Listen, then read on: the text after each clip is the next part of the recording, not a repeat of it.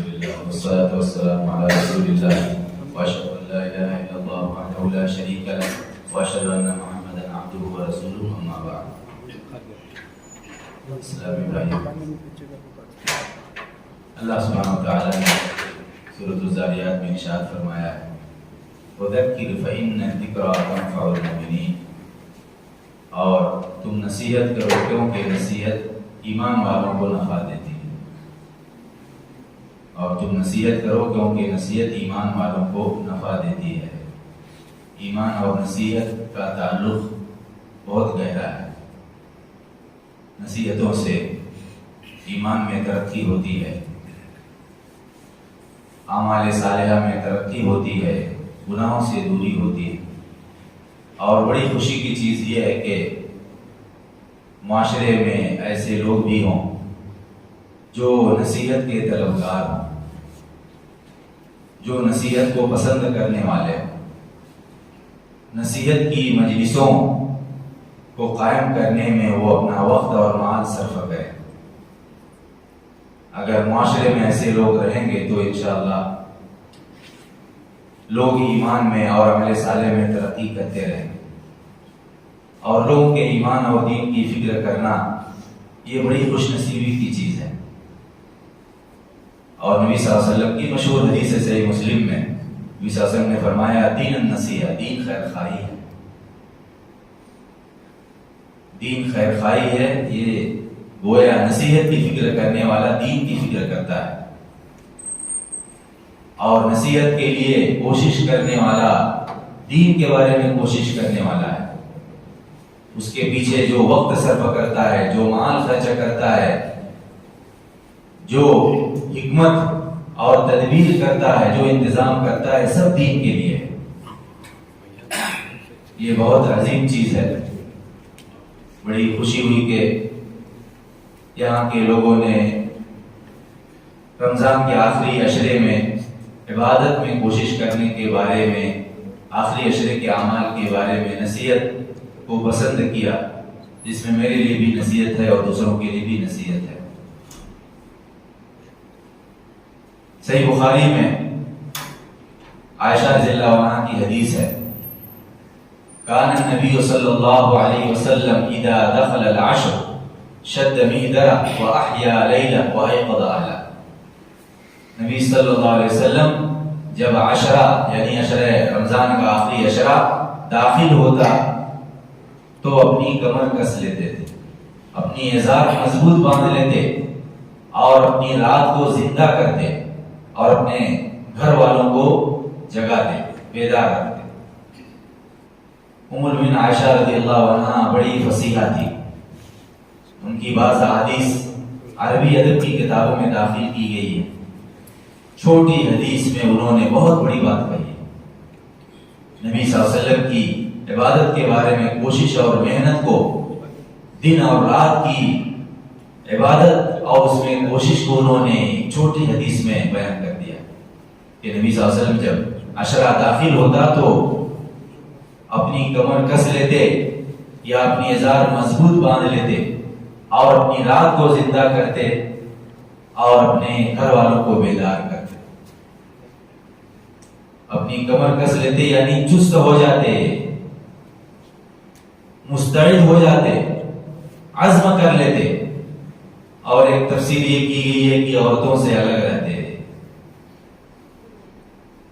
اور اپنی رات کو زندہ کرتے. نبی صلی اللہ علیہ وسلم جو ایک عبادت گزار ہیں، رات کو کس چیز میں زندہ کریں؟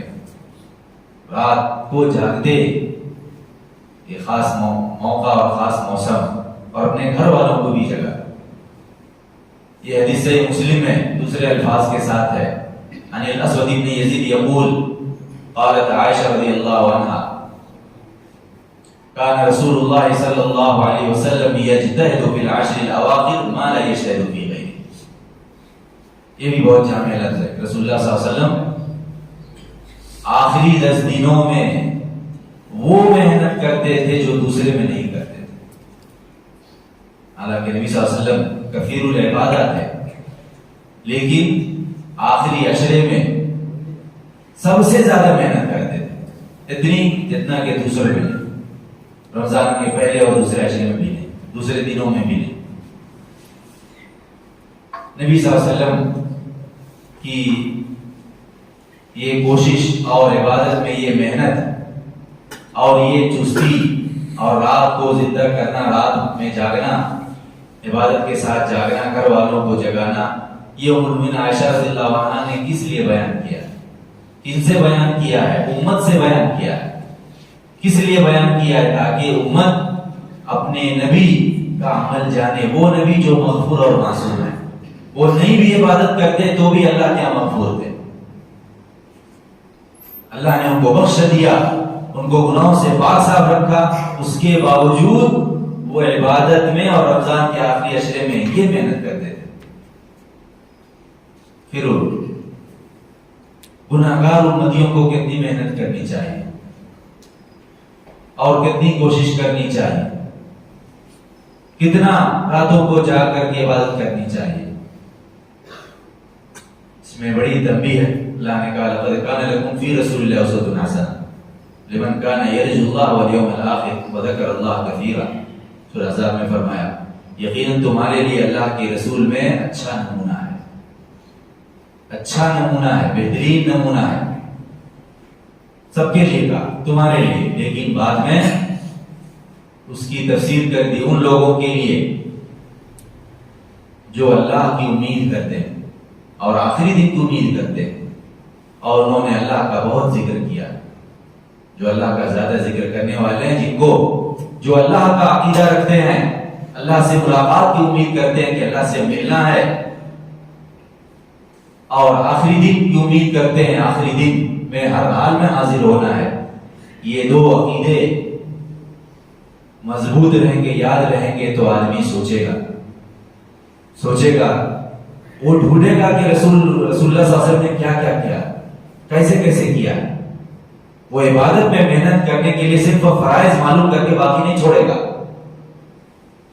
فرائض کے علاوہ بھی وہ طلبگار ہوگا تاکہ اللہ سے ملوں تو شرمندگی نہ ہو، اللہ سے ملاقات ہو تو اللہ میرے اوپر غضبناک نہ ہو، آخری دن جب حاضری ہو تو اس دن خسارے میں نہ پڑو، اس دن ساری دنیا والوں کے سامنے شرمندگی نہ ہو، بلکہ کامیابی کی خوشخبری سنو۔ اس حال میں اللہ سے ملوں کہ اللہ مجھ سے راضی ہو، اس حال میں آخری دن میں پہنچوں کہ میں کامیاب ہوں اور دنیا والوں پر فخر کروں، کہوں ہاؤ اقرؤ کتابیہ، آؤ میرا نامہ اعمال پڑھو۔ یہ اللہ نے جو تفسیر کی ہے تو اللہ کے رسول میں ہمارے لیے اچھا نمونہ ہے۔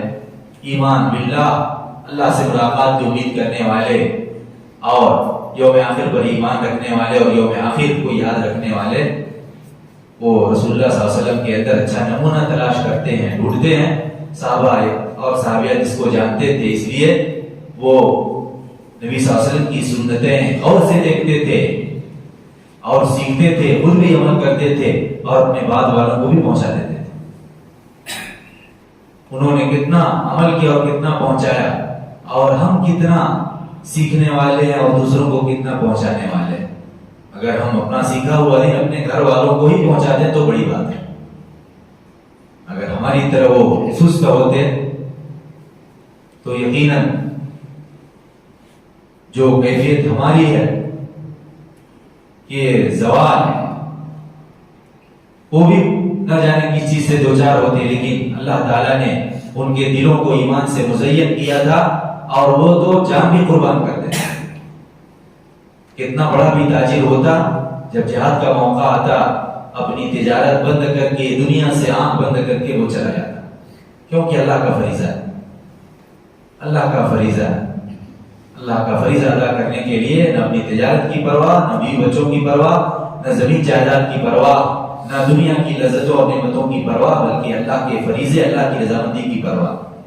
جو اللہ کے فریضے اور اللہ کی رضامندی کی پرواہ نہیں کرے گا وہ اللہ کی راہ میں جان نہیں دے سکتا۔ جو اللہ کے فریضے اور رضامندی کی پرواہ کرے گا تو پھر اس کے لیے کافی ہوگا کہ گرچہ میری جان چلی جائے لیکن اللہ مجھ سے راضی ہو جائے۔ تو ام المؤمنین عائشہ رضی اللہ عنہا نے یہ بیان کیا ہے جس میں ہمارے لیے تنبیہ ہے کہ آخری عشرے میں وہ محنت کریں جو دوسرے عشرے میں ہم نہیں کرتے ہیں، کیونکہ ہمارے رسول صلی اللہ علیہ وسلم نے آخری عشرے میں وہ محنت کی ہے جو دوسرے میں نہیں کرتے تھے.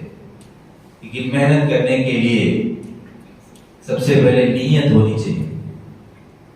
نبی صلی اللہ علیہ وسلم کی مشہور حدیث ہے، بخاری کی پہلی حدیث. عمر بن خطاب سے نبی نے کہا سمعت رسول اللہ صلی اللہ علیہ وسلم یقول انما الاعمال بالنیات وانما لكل امرئ ما نوى. یقیناً اعمال نیتوں کے ساتھ ہے اور یقیناً آدمی کے لیے وہ ہے جو اس نے نیت کی. پہلے نیت کرے. نبی صلی اللہ علیہ وسلم اپنی کمر کس لیتے تھے. ام المؤمنین عائشہ نے اس کی طرف اشارہ کیا، ارادہ کر لیتے کہ بس اب محنت کرنا، ہم کو جاگنا ہے، ہم کو عبادت محنت کرنی ہے. ساری چیزوں کو سائیڈ میں کرتے تھے. نیت کر کے نیت کر لیں، عزم کر لیں تو کام کرنا آسان ہو جاتا ہے. رات میں جاگنے کی نیت ہو تو جاگنا آسان ہوگا، جاگنے کی نیت نہ ہو تو بہت مشکل ہو جائے گا. مسجد میں جلدی آنے کی نیت ہو تو آنا آسان ہوگا، جلدی آنے کی نیت نہ ہو تو کوئی کہے گا، جب بھی کہیں گے ابھی جماعت میں 5 منٹ باقی ہے. نیت کا جو فارمولہ اسلام نے دیا ہے بہت عظیم ہے. یہ حرکت پیدا کرنے والا فارمولہ ہے. اچھی نیت اچھی حرکت پیدا کرتی ہے. اچھی نیت پر اللہ کی طرف سے کام پر مدد ملتی ہے، کام آسان ہو جاتا ہے، اس کی توفیق ملتی ہے. لہذا اس عاشرے سے پہلے یا عاشرے کے شروع میں یہ عزم کر لیں کہ ہم کو نبی صلی اللہ علیہ وسلم کی سنت پر عمل کرتے ہوئے عبادت میں کوشش کرنی ہے، کمر کس کے رکھنا ہے اور راتوں کو طاقت بھر جاگنا ہے، گھر والوں کو بھی جگانا ہے. اور ہر آدمی کے لیے وہ ہے جو اس نے نیت اچھی نیت کا بھی ثواب ملے گا اور نیت کے مطابق عمل بھی ہوگا. اور جو بھی نیت کریں، جو بھی عمل کریں وہ اخلاص کے ساتھ. لوگ ہم کو بہت لمبا قیام اللیل کرنے والا بولے، بہت زیادہ مسجد میں حاضر ہونے والا بولے، بہت زیادہ قرآن پڑھنے والا بولے، یہ سب نہیں. اعوذ باللہ من الشیطان الرجیم کا ذکر کرتے ہوئے اللہ سے اخلاص کی دعا کرتے ہوئے نیت کریں اور اخلاص پر عمل کریں. اخلاص پر عمل ہوگا اللہ کو راضی کرے گا. اخلاص پر عمل نہیں ہوگا تو پہاڑ بھی ذرہ ہے، کوئی حقیقت نہیں اس کی. آخری عشرے میں عبادت میں کوشش اور محنت فرض عبادتوں میں بھی اور نفل عبادتوں میں بھی دونوں میں ہونی چاہیے. ایسا نہیں کہ فرائض میں سستی ہو اور نوافل میں چستی ہو، کیونکہ فرائض اللہ کا حکم ہے جن پر اللہ حساب لے گا. نوافل کے بارے میں حساب نہیں لے گا. نوافل ہماری ترقی کے لیے، ہماری آخرت کی کامیابی کے لیے. فرائض میں محنت، فرائض میں کوشش. دوسرے دنوں کی طرح رمضان کے تینوں عشرے میں اور رمضان کے آخری عشرے میں ہمارا 5 وقت کا فریضہ، 5 وقت کی فرض صلاۃ ہے. فجر، ظہر، عصر، مغرب، عشاء. اس میں ہم محنت کریں، کوشش کریں، ہم اس کے لیے چست رہیں. اذان کے ساتھ مسجد میں داخل ہو، اذان سے پہلے مسجد میں داخل ہونے کی کوشش کریں. صرف اکیلا مؤذن ہی مسجد میں نہ آئے. گھر میں بیٹھے رہنے سے اچھا ہے کہ اللہ کے گھر میں بیٹھے. اس کے لیے چست ہو کر کے نکلے. ایسا نہیں کہ رمضان ہو یا غیر رمضان ہو، رمضان کا آخری عشرہ ہو، رمضان کا پہلا عشرہ ہو، کبھی بھی جماعت ختم ہونے کے بعد پہنچے یا کبھی بھی آخری صف میں نظر آئے، پہلی صف کی کبھی توفیق نہ ہو.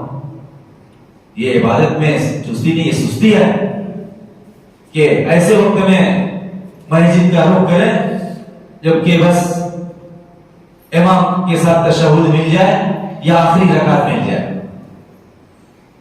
رمضان میں اور آخری عشرے میں 5 وقت مساجد میں آپ دیکھیں گے مسبوقین کی بھیڑ ہوتی ہے. کبھی تاخیر سے فرض صلات میں تاخیر سے آنے والوں کی تعداد اتنی بڑی ہوتی ہے کہ جو امام کے ساتھ صلاۃ شروع کرتے ہیں اور صلاۃ ختم کرتے ہیں ان سے زیادہ تعداد میں وہ ہوتے ہیں. کیا غفلت ہے. آخری عشرہ اور رمضان غیر رمضان سب برابر. یہ انتہائی سستی اور غفلت کی بات ہے کہ 5 وقت کی فرض صلات رمضان میں، رمضان کے آخری عشرے میں امام کی تکبیر تحریمہ کے ساتھ نہ ادا کر سکے۔ عذر کبھی کبھی ہو سکتا ہے۔ کتنے ایسے لوگ ہوتے ہیں جو کبھی بھی پہلی صف میں جگہ نہیں پاتے کیونکہ وہ جلدی آتے ہی نہیں۔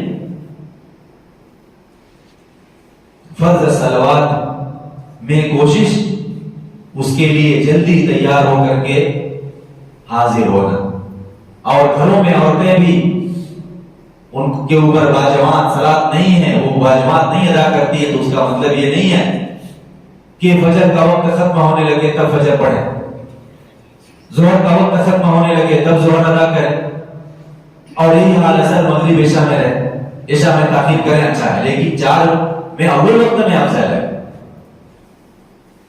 آج گھروں کے اندر جو چولہا بھی آسان چولہا ہے، جب چاہا آن کیا، جب چاہا آپ کیا، پہلی والی تکلیفیں نہیں ہے کہ آگ جلانا مشکل اور آگ بجھا دیے تو دوبارہ اور بھی مشکل۔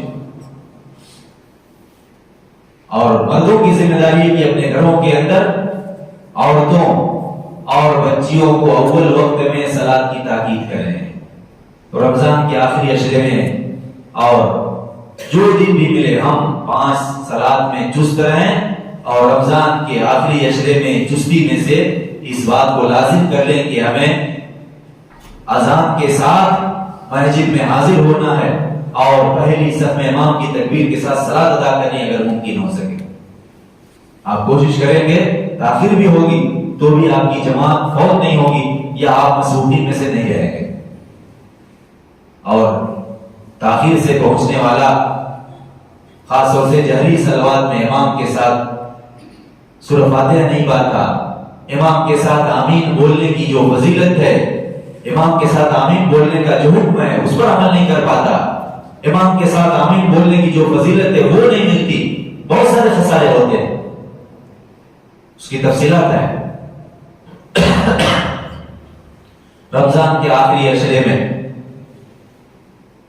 رمضان کے ہر دن کا جو فریضہ ہے صوم رمضان، رمضان کے آخری عشرے میں بھی اور آخر تک ہے، اس میں بھی کوشش یہ ہے کہ آپ رمضان کے آخری عشرے میں بیزار نہ ہو کہ کب رمضان جائے گا، کب رمضان ختم ہوگا، ایسا ہو گیا ویسا ہو گیا، نہیں، بلکہ صوم رمضان رغبت کے ساتھ رکھیں کہ یہ صوم رمضان گرچہ ہمارے اوپر شاق ہے مگر یہ ہمارے گناہوں کا کفارہ اور اللہ کو راضی کرنے والا ہے۔ اور صوم رمضان میں کوشش میں سے ایک چیز یہ ہے کہ آپ اپنی صحت کا خیال رکھیں تاکہ صوم رمضان مکمل کر لیں۔ سحری اور افطاری میں اتنا نہ کھائیں کہ بیمار ہو کر کے صوم چھوڑنے پر مجبور ہو جائیں، یہ صوم رمضان میں کوشش کے خلاف ہے کہ آدمی 2 ہی وقت میں اتنا کھا لے کہ 3 ٹائم سے بھی زیادہ کھا لے۔ کتنے لوگ ہیں جو رمضان میں بھی کھانے پینے میں اسراف کی وجہ سے بیماریوں کا شکار ہوتے ہیں اور صوم چھوڑنے پر مجبور ہوتے ہیں۔ اپنی صحت کا خیال رکھیں تاکہ صوم رمضان مکمل کریں۔ اسی طرح صوم رمضان میں آپ خام خواہ سفر کا منصوبہ نہ بنائیں، بلکہ سفر سے بچیں جب تک کہ سفر پر مجبور نہ ہو۔ سفر کرنے کی وجہ سے صوم چھوڑنے پر مجبور ہو، اس کی نوبت نہ آنے دیں۔ 10 دن کے بعد سفر کر لیں گے، یا ہو سکتا ہے کہ اس کی ضرورت ہی ختم ہو جائے، بلا مجبوری سفر سے بچیں تاکہ صوم رمضان وقت پر مکمل کریں۔ یہ عبادت کے اندر کوشش میں سے، بیمار ہو کر کے مسافر بن کر کے آپ چھوڑیں گے، اللہ کی رخصت ہے آپ کو، مگر اس وقت پر آپ رکھیں، یہ زیادہ فضیلت کی چیز ہے کہ آپ اپنا فریضہ مکمل کر لیں گے، بعد میں قضا کا بوجھ آپ کے سر پر نہیں رہے گا۔ رمضان کے آخری عشرے میں ایک عمل قیام رمضان کا ہے جو پورے رمضان قیام رمضان ہونا چاہیے، اور اگر سستی ہو جائے تو رمضان کے آخری عشرے میں اس میں سستی نہیں ہونی چاہیے. اس کی فضیلت بھی سنتے ہیں.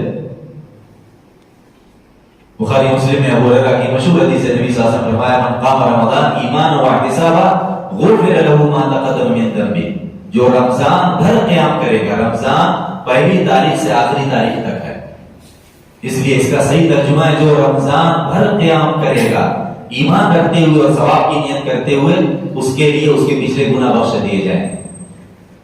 پہلے دوسرے عشرے میں اگر سستی بھی ہو جائے تو رمضان کے آخری عشرے میں قیام رمضان کے لیے بالکل چست ہے. اور قیام رمضان میں چستی میں سے یہ ہے کہ آپ لمبا قیام کریں، جتنی طاقت ہو لمبا قیام کریں. امام کے پیچھے ہیں، امام حافظ قرآن ہوتے ہیں، لمبا پڑھتے ہیں، جماعت کے ساتھ ادا کریں. آپ اگر اکیلے مسجد میں یا گھر کے اندر قیام اللیل ادا کرتے ہیں، آپ کو زیادہ قرآن یاد ہے، آپ زیادہ پڑھیے. زیادہ قرآن نہیں آتا ہے، جو صورتیں یاد ہیں انہیں کو آپ ریپیٹ کیجئے، انہیں کو دہرائیے. کوئی حرج نہیں ہے کہ سورہ فاتحہ کے بعد سورہ اخلاص 100 مرتبہ پڑھیں، کوئی حرج نہیں. صحابہ میں ایسے بھی صحابی گزرے جو یہی دہراتے ہیں. جب نبی صلی اللہ علیہ وسلم سے کہا گیا تو کہا کہ یہ تو سورہ سے قرآن ہے، اس میں کوئی حرج کی بات اور کوئی نقص کی بات نہیں ہے. دیکھنے والوں کو یہ لگتا ہے کہ یہ تو خالی ایک ہی سورت دوہرا رہے ہیں، کیونکہ ہمارے علم ناقص ہے اور ہم اس اپنے ماحول میں ایسا نہیں پاتے کہ کوئی سورہ اخلاص ہی پڑھتا ہے. لیکن کوئی حرج کی بات نہیں. آپ قرآن پڑھ رہے ہیں، ایک ہی سورہ پڑھیں تبھی قرآن پڑھ رہے ہیں. اور زیادہ تلاوت کرنے والا اس سے بہتر ہے جو کم تلاوت کرتا ہے، لیکن واجب نہیں ہے، لازم نہیں. تو قیام رمضان آخری عشرے میں قیام رمضان کی پابندی کریں اور لمبا قیام کریں. اور جو لوگ کھڑے ہو کر کے قیام نہیں کر سکتے، بیٹھ کر قیام رمضان کریں. گنجائش ہے، خاص طور سے جو معذور ہے. اگر کوئی بیٹھ کر بھی نہیں پڑھ سکتا تو لیٹ کر کے اپنا قیام اللیل ادا کرے. بخاری میں عمران بن حسین رضی اللہ عنہ کی حدیث میں نبی صلی اللہ علیہ وسلم نے فرمایا ہے صلی قائما فإن لم تستطع فقاعدا فإن لم تستطع فعلى جنب. تم کھڑے صلاۃ پڑھو، اگر طاقت نہیں ہے تو بیٹھے بیٹھے، اور اگر طاقت نہیں رکھتے ہو تو پہلو پر، ادھر قبلہ ہے ادھر منہ کر کے ادھر سر کر لیٹ جائیں، قبلے کی طرف رخ کر لیں، پڑھیں. جو بیمار ہے، جو عاجز ہے، ہاسپٹل میں ہے، گھر میں ہے، بہت تکلیف میں ہے، نہیں بیٹھ سکتا، اللہ تعالیٰ کے دین میں بڑی چھوٹ ہے. لیکن ہمارے لیے اللہ کی عبادت، خاص طور سے نفل عبادت چھوڑنا آسان ہے لیٹ کر پڑھنے سے. بیٹھ کر پڑھے. اور مسجد میں تو نیچے بیٹھنا شرم کی چیز بن گئی ہے. ابھی جو نیچے بیٹھ کے پڑھ سکتے ہیں، پاؤں سے کچھ معذور نہیں ہے، وہ بھی کرسی پر بیٹھ جاتے ہیں. اللہ کے سامنے زمین پر بیٹھے، اس میں اللہ کے سامنے زیادہ تواضع ہے. بھر کے قیام رمضان بیٹھ کر کے بھی گنجائش ہے. اگر کوئی طاقتور ہو سستی کرے گا، بیٹھ کر کے ادا کرے، آدھا ثواب ملے گا. لیکن قیام رمضان نہیں چھوڑے. قیام رمضان گھر کے اندر یا مسجد کے اندر اول وقت میں، درمیانہ وقت میں، رات کے آخری وقت میں کیسے بھی پڑھیں. 11 رکعت، 13 رکعت، 9 رکعت گنجائش ہے. پورا نہیں پڑھ سکتے تو جتنا گنجائش ملے 2 ہی رکعت پڑھ لیجئے، وہ کچھ بھی نہ پڑھنے سے اچھا ہے. پورا قیام نہیں کر سکتے 2 پڑھ لیں، 4 پڑھ لیں، جتنا ہوتا ہے. لیکن ساری رات یا قیام اللیل کی 2 رکعت بھی ادا نہ کریں، یہ بہت افسوسناک چیز ہے. یہ سب زیادہ آخرت ہے. ہم جو عمل کریں گے یہ زیادہ آخرت ہے، آخرت کی کمائی ہے. کتنے لوگ جن کی دکانیں رمضان میں اور آخری عشرے میں خوب چلتی ہیں، وہ آخرت کی کمائی چھوڑ کر کے دنیا کی کمائی میں لگ جاتے ہیں. سمجھتے ہیں کہ بس یہ موقع ہے، کما لو، سال بھر عیش کرو. مگر آخرت کی کمائی جو 10 گنا سے لے کر 700 گنا یا اس سے بھی زیادہ ملنے والی ہے اس کی پرواہ نہیں کرتے. ان کا فریضہ بھی، ان کی فرض صلاۃ بھی خطرے میں رہتی ہے. ان کی عشاء، ان کی مغرب، ان کی فجر سب خطرے میں ہوتی ہے. آخرت کی کمائی کو دنیا کی کمائی ہرگز نہیں پہنچ سکتی چاہے آدمی ایک رات میں لاکھوں کما لے. اللہ نے کہا ہے ما عندکم ينفد وما عند اللہ باق. جو تمہارے پاس ہے وہ ختم ہو جائے گا، جو اللہ کے پاس ہے باقی رہنے والا ہے. اللہ کے ہاں جو نیکی بھیج دے گے وہ محفوظ رہے گا. آخرت کی کمائی بڑی کمائی ہے. جو رمضان کے آخری عشرے میں اپنی تجارتوں میں مشغول رہتے ہیں اور آخرت کی کمائی کا خسارہ کرتے ہیں وہ اپنا جائزہ لے لیں. ان کا رزق کم ہونے والا نہیں ہے. موت سے پہلے اپنا سارا رزق کھا کر کے پی کر کے ہی دنیا سے جائیں گے. کوئی ایک ذرہ کم ہونے والا نہیں. ہر قطرہ جو ان کے مقدر میں ہے، ہر ذرہ رزق کا ہر ذرہ جو ان کے مقدر میں وہ مل کے رہے گا. نہیں تو زندگی میں ایسی بھی نوبت آتی ہے کہ ایسی بیماری لاحق ہو گئی کہ کھانا پینا بند ہو گیا. کھانا پینا بند ہو گیا، اب صرف گلوکوز کی باٹل چڑھ رہی ہے یا وہ بھی مشکل ہے، اور آدمی بچنے والا ہو جائے تو بچتا ہے ورنہ دنیا سے چلا جاتا ہے. تو آخری عشرے میں قیام رمضان میں محنت کریں اور اس کی پابندی کریں. امام کے ساتھ لمبی پڑھ سکتے ہو تو پڑھیں ورنہ انفرادی طور پر پڑھ لیں. نبی صلی اللہ علیہ وسلم نے قیام اللیل اور قیام رمضان اکثر انفرادی طور پر کیا ہے. انفرادی طور پر کر سکتے، کوئی حرج نہیں اور کوئی عیب کی بات نہیں ہے. لیکن عیب کی بات یا افسوس کی بات یہ ہے کہ آپ کچھ بھی نہ کریں. ام المؤمنین عائشہ رضی اللہ عنہا کی یہ حدیث کے آخری عشرے میں وہ محنت کرتے جو دوسرے میں نہیں کرتے تھے، یہ ہمارے لیے بیکار رہے، بس کتاب کی زینت رہے. یہ بڑی افسوس کی چیز ہے. آخری عشرے کے اعمال میں سے ایک اہم چیز ہے لیلۃ القدر کی تلاش. لیلۃ القدر، قدر والی رات، مرتبے والی رات یا تقدیر والی رات. اللہ تعالیٰ نے اس کا تعارف سورہ قدر میں کیا ہے، اس کی فضیلت بیان کی ہے. انا انزلناہ فی لیلۃ القدر وما ادراک ما لیلۃ القدر لیلۃ القدر خیر من الف شہر. ہم نے اس کو یعنی قرآن کو قدر والی رات میں اتارا. یہ قرآن جس پر ہم ایمان رکھتے ہیں، جو ہماری ہدایت کا ذریعہ ہے، جس کی تلاوت اللہ کو راضی کرنے والی ہے، جو سب سے سچی اور سب سے قیمتی کتاب ہے، اس کو اللہ نے جس رات میں اتارا ہے اس کو لیلۃ القدر کا نام دیا. یہ اللہ کا دیا ہوا نام ہے. اور اللہ تعالیٰ نے اس کی عظمت بیان کرنے کے لیے کہا وما ادراک ما لیلۃ القدر. اور تم کو کیا پتا کہ لیلۃ القدر کیا ہے؟ حقیقت یہی ہے، ہمیں صحیح پتا نہیں، ہم جان کر کے بھی اس کا صحیح مطلب نہیں جان پاتے. اور تم کو کیا پتا کہ لیلۃ القدر کیا ہے؟ لیلۃ القدر خیر من الف شہر. لیلۃ القدر یہ 1000 مہینے سے زیادہ بہتر، 1000 مہینے کے برابر نہیں، 1000 مہینے سے زیادہ بہتر ہے. یعنی لیلۃ القدر کی عبادت 1000 مہینے کی عبادت سے بڑھ کے. 1000 مہینے 83 سال 4 مہینے ہوتے، 83 ایئرس اور 4 منتھ، 83 سال 4 مہینے بنتے ہیں.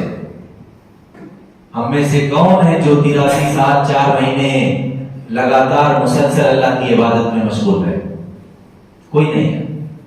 ہماری عمر بھی اتنی نہیں. ہم جوانی سے بڑھاپے تک، موت تک عبادت کرنے بڑی بات ہے. آج کا 5 وقت کا مصلی، صلاۃ کا پابند بزرگوں میں شمار کیا جاتا ہے، جبکہ سلف کے یہاں 5 وقت کی فرض صلاۃ ادا کرنے والا صالحین میں شمار نہیں ہوتا تھا. فرض کا پابند ہے. صالحین میں وہ شمار ہوتا تھا جو نفلی صوم، نفلی صلاۃ ادا کرنے والا، بہت زیادہ ذکر کرنے والا ہوتا تھا. لیکن ہماری حالت ہی ایسی ہے کہ 5 وقت کی صلاۃ ادا کر کم سے کم ہم صالحین میں نام لکھوا لیں. فلانی صلاۃ کا پابند ہے، لیکن تہجد کے پابند کتنے ہیں؟ قیام اللیل میں کوشش کرنے والے، محنت کرنے والے کتنے ہیں؟ تو لیلۃ القدر یہ عظیم رات ہے. ایک رات کی عبادت جو 10 گھنٹے کے آس پاس ہوتی ہے. ایک رات 10 گھنٹے کی عبادت یا اس سے بھی کم گھنٹوں کی عبادت 83 سال 4 مہینے کی عبادت سے بڑھ کے کیا عجیب چیز ہے. جو لیلۃ القدر کو پا جائے 8-9 گھنٹے عبادت کر لے 83 سال 4 مہینے سے زیادہ عبادت کرنے والا بن گیا. اور خسارہ بھی ویسے ہی ہے. لیلۃ القدر سو کر کے کاٹی, عبادت سے دور ہو کر کے کاٹی, تو خسارہ بھی 83 سال 4 مہینے کا ہوگا. بڑا فائدہ ہے تو بڑا خسارہ بھی ہے. اور عقل مند وہ ہے جو خسارے سے بچے. نہیں ہمت ہے, نہیں طاقت ہے 83 سال 4 مہینہ عبادت کرنے کی, تو 20 سال 25 سال ہی عبادت کر لو. جتنا ہو سکتا ہے رات میں اتنا ہی کر لو. اور وہ موبائل اور ٹی وی اور گھر والوں کے ساتھ اور باہر والوں کے ساتھ بات کرنے, دنیا کا کام کاج کرنے سے اچھا ہے کہ کر لو, دوسرا کام ہو جائے گا. چاہے پہلی کام ختم کر لو, چاہے بعد میں کر لینا. لیکن ہم موبائل چالو کر کے, ٹی وی چالو کر کے, ساری چیزیں کر کے, چولہا چالو کر کے رکھیں گے تو ظاہر سی بات ہے کہ دوسری چیزوں میں ہم مشغول ہوتے رہیں گے. اور شیطان تو ہم جاگے نہ جاگے, لیکن شیطان رات بھر جا کر کے ہم کو بہکاتا رہے گا کہ عبادت نہ کر سکے. اس کا خسارہ کراؤ, اس کا نقصان کراؤ. 83 سال 4 مہینے کے برابر ہم کو رات مل جائے, اس میں عبادت کر لیں, اور زندگی میں 10 لیلۃ القدر 20 لیلۃ القدر مل جائے تو انشاءاللہ ہم آخرت میں ناکام نہیں ہوں گے. اللہ تعالیٰ نے یہ رات ہم کو ناکامی کے لیے نہیں دی ہے, ہم کو خسارے کے لیے نہیں دی ہے. اللہ نے اس امت کو یہ عظیم رات دی ہے. چلو اتنا ہی کر لو, سال میں 1 رات ہی عبادت کر لو, یہی رات پالو, تمہارے لیے اتنا بڑا انعام 1000 مہینے چلے گا. معمولی انعام نہیں ہے, معمولی تقریب نہیں ہے. لیکن لیلۃ القدر اور دوسری راتیں ہمارے لیے برابر ہو جائیں, جیسے دوسری راتوں میں ویسے اس رات میں, تو اس میں اللہ کا کچھ قصور نہیں, اسلام کا کچھ قصور نہیں, رسول کی کوئی غلطی نہیں. یہ ہمارا اپنا قصور ہے, ہماری اپنی کوتاہی اور غفلت ہے. ہم اپنے بچوں کو سلا کے رکھیں گے, ہم اپنے بچوں کو خسارے میں ڈال رہے ہیں. ہم اپنے گھر والوں کو نہیں جگائیں گے, نہیں عبادت کرائیں گے, ان کو خسارے میں ڈھکیل رہے ہیں. اپنا فائدہ سوچئے. رات میں کسی رات اگر ہم کہیں انعامات تقسیم ہوتے رہیں تو ہو سکتا ہے کہ ہم پورا جاگیں, یا اپنی دنیا کی ضرورت کے لیے ہم ساری رات جاگتے ہیں, اپنی بیماریوں میں جاگتے ہیں, اپنی شادیوں میں جاگتے ہیں, اپنے بہت سارے پروگراموں کے لیے جاگتے ہیں, اپنے سفر میں جاگتے ہیں. لیکن یہ جاگنا اللہ کی عبادت کے لیے, اللہ رب العالمین جس کا ہر گھڑی ہمارے اوپر احسان ہے, جس کا دیا ہوا سانس ہماری زندگی کو باقی رکھے ہوئے. ہم لیلۃ القدر میں سو جائیں, جب بھی اللہ سانس دیتا ہے چلو آرام کر کے اٹھ جاتے ہیں. اللہ کی نعمتوں میں ہم سوتے ہیں, نعمتوں میں جاگتے ہیں, نعمتوں میں جیتے ہیں, مگر اس کے باوجود حقیقت میں اللہ کا جو شکر ادا کرنا چاہیے عمل کے ذریعے, وہ اس میں ہم بہت پیچھے رہتے ہیں. اور شکر زبان سے ہوتا ہے مگر عمل سے بھی ہوتا ہے. عمل والا داؤد شکر, اللہ نے کہا ہے آل داؤد شکر کے لیے عمل کرو, شکر کے لیے عمل کرو. اور نبی صلی اللہ علیہ وسلم بھی لمبا قیام کر کے بیمار ہو جاتے, پاؤں سوج جاتے تھے. کتنی بھی لمبی قیام اللیل ہمارے یہاں, شاید ہی کسی کا پاؤں سوجتا ہو الا گو مریض ہو. اور کیا بولتے تھے, لوگوں کو ترس آتا تھا نبی صلی اللہ علیہ وسلم کے اوپر. کہتے افلا اکون عبدا شکورا, کیا میں بہت زیادہ شکر کرنے والا بندہ نہ بنوں, شکور کا, بہت زیادہ شکر کرنے والا. شکریہ میں عمل کرتے تھے. اللہ نے نبوت دی, اللہ نے ہدایت دی, اللہ نے جو ہے مبلغ اسلام بنایا, بہت سارا خیر دیا, تو کثرت سے شکر ادا کرتے تھے. ورنہ نبی صلی اللہ علیہ وسلم کے گھر میں کبھی چولہا بھی نہیں جلتا. دنیا کی نعمتیں کم ملی تھی نبی صلی اللہ علیہ وسلم کو, دین اور آخرت کی نعمتیں زیادہ ملی تو ان پر شکر ادا کرتے تھے. ہم کو دنیا کا مال ملے تو ہم شکر گزاری کریں گے, ایمان پر, عمل صالح پر اور اللہ کے لیے نیک عمل پر ہم شکر گزاری نہیں کریں گے. اس پر ہم کو سوچنا چاہیے.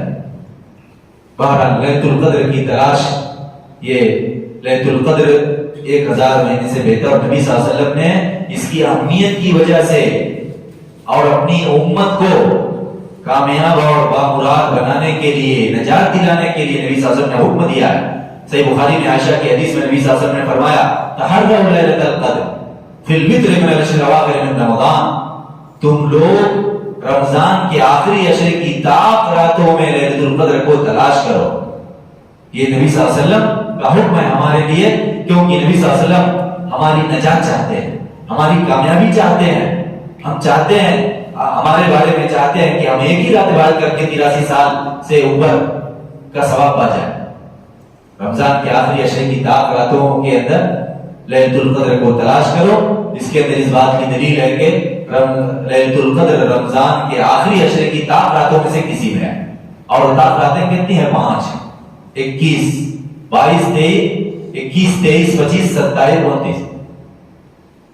21 23 25 27 5 راتیں ہیں. 5 بس ان کے اندر تلاش کرو. یہ نہیں پتا ہے کہ 21 کو یا 23 کو یا 25 کو یا 27 کو یا 29 کو. الگ الگ حدیثیں ہیں. کوئی حدیث 21 پر دلالت کرتی ہے، کوئی 27 پر دلالت کرتی ہے، جس میں علماء کا ایک موقع بھی ہے کہ لیلۃ القدر منتقل ہوتی رہتی ہے. کسی سال 21 کو، کسی سال 23 کو، کسی سال 25 کو، کسی سال 27 کو اللہ تعالیٰ اس پہ گھماتا پھراتا ہے. یا سال اسلامی سال کی ترتیب ایسی ہے کہ اس میں آگے پیچھے آتی ہے. وہ اللہ تعالیٰ نے یہ خزانہ دیا ہے، مگر اتنا بھی سستا نہیں کیا کہ بس خلاص ایک ہی رات کا کام.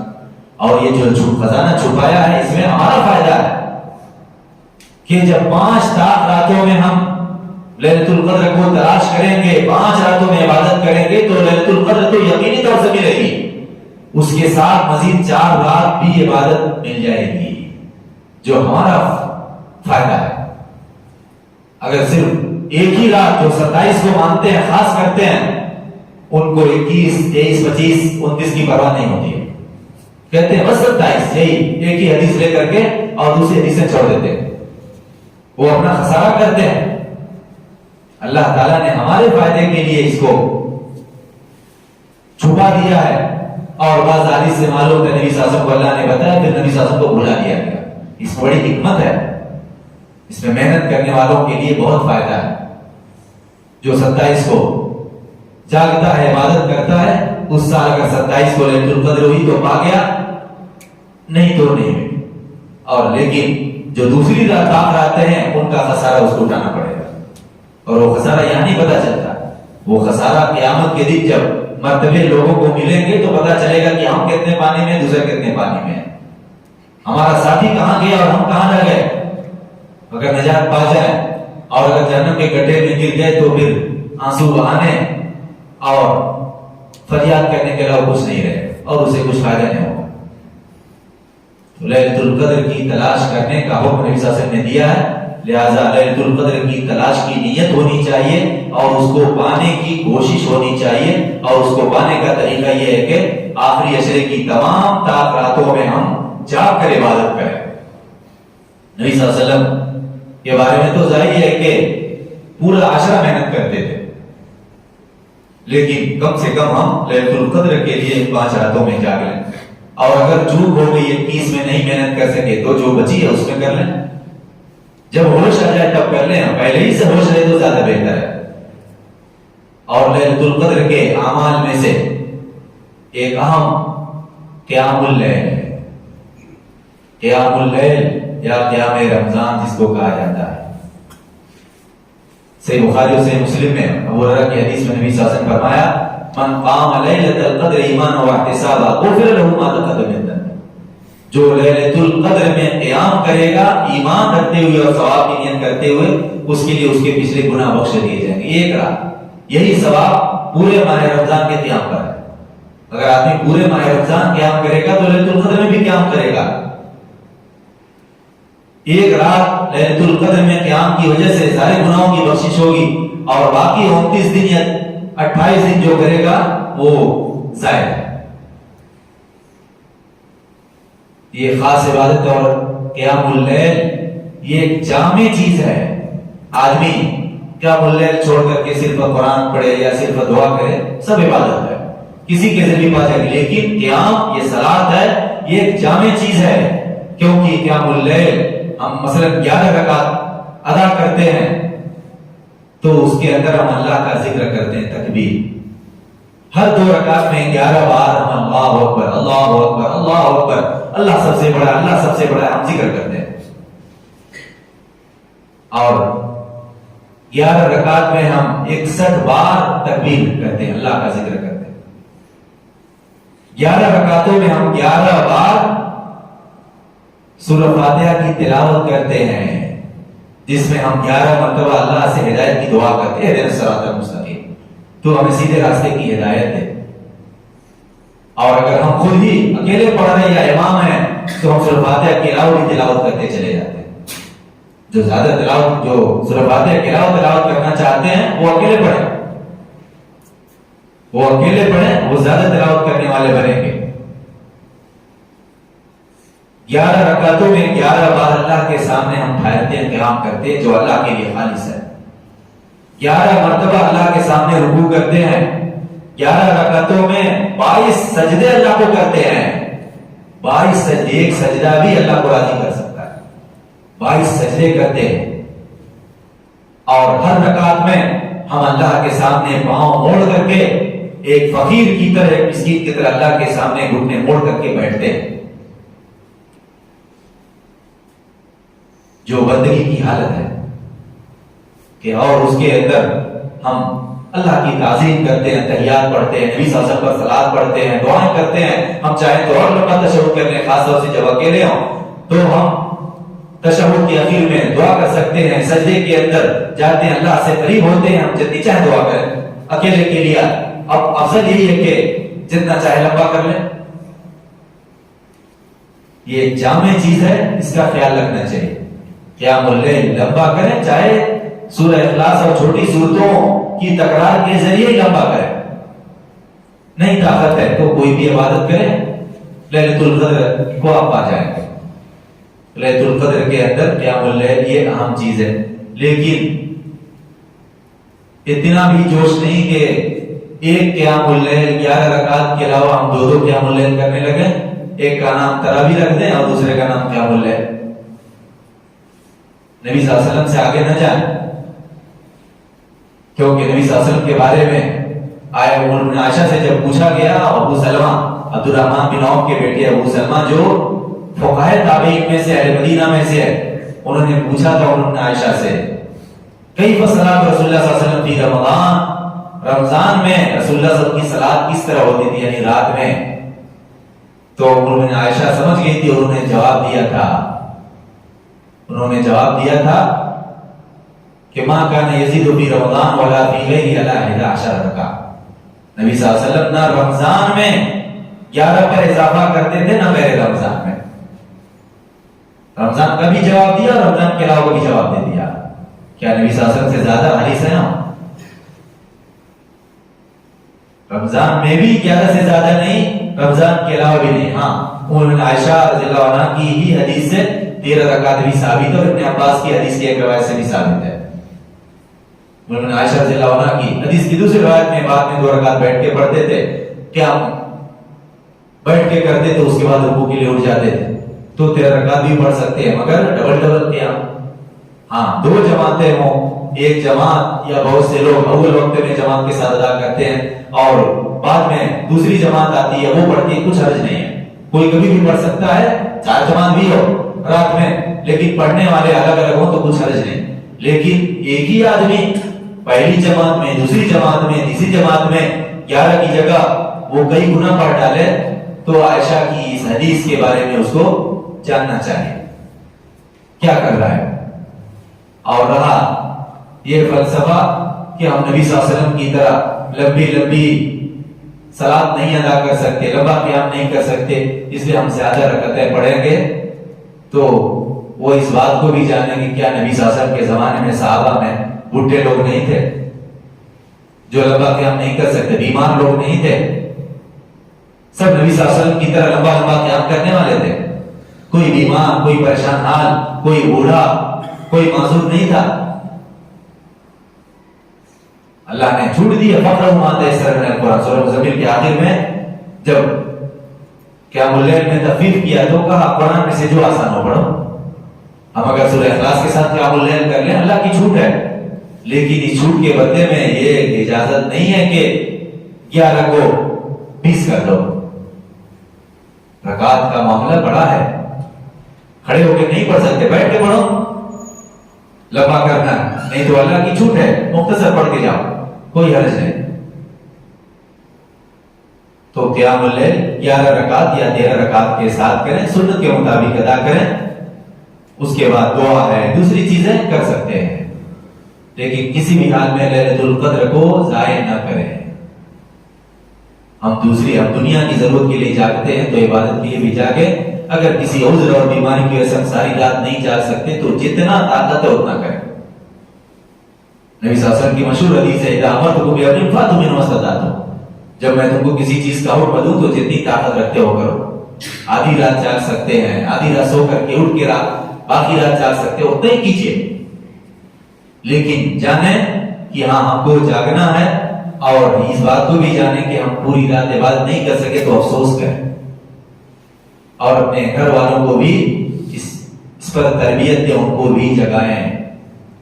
حیض والی عورتیں قیام اللیل نہیں کر سکتی، صلاۃ منع ہے، کوئی صلاۃ نہیں ادا کر سکتی. حیض نفاس والی عورتیں وہ بھی لیلۃ القدر کو پا سکتی ہیں. اللہ تعالیٰ نے ان کو صلاۃ سے منع کیا ہے، تلاوت قرآن سے منع نہیں کیا ہے. ان کو دعا سے منع نہیں کیا، ان کو ذکر سے منع نہیں کیا، ان کو توبہ استغفار سے منع نہیں کیا، ان کو دوسرے اعمال سے منع نہیں کیا. حیض نفاس والی عورت کے لیے ایک صلاۃ منع ہے اور دوسرے طواف منع ہے. دوسری باتیں کریں. مریض بیٹھ کر کے بات نہیں کر سکتا، لیٹا ہے، لیکن جاگتا رہے جتنا ہو سکے. آنکھ لگ جائے تو معذور ہے، اللہ کا ذکر کرتا ہے، سبحان اللہ الحمدللہ استغفر اللہ. جانے کہ یہ رات اللہ والی ہے، لیلۃ القدر یہ اللہ والی رات ہے. اللہ تو ہماری ساری زندگی نام کرتا ہے، ہر گھڑی احسان کرتا ہے. ایک رات اللہ کے لیے،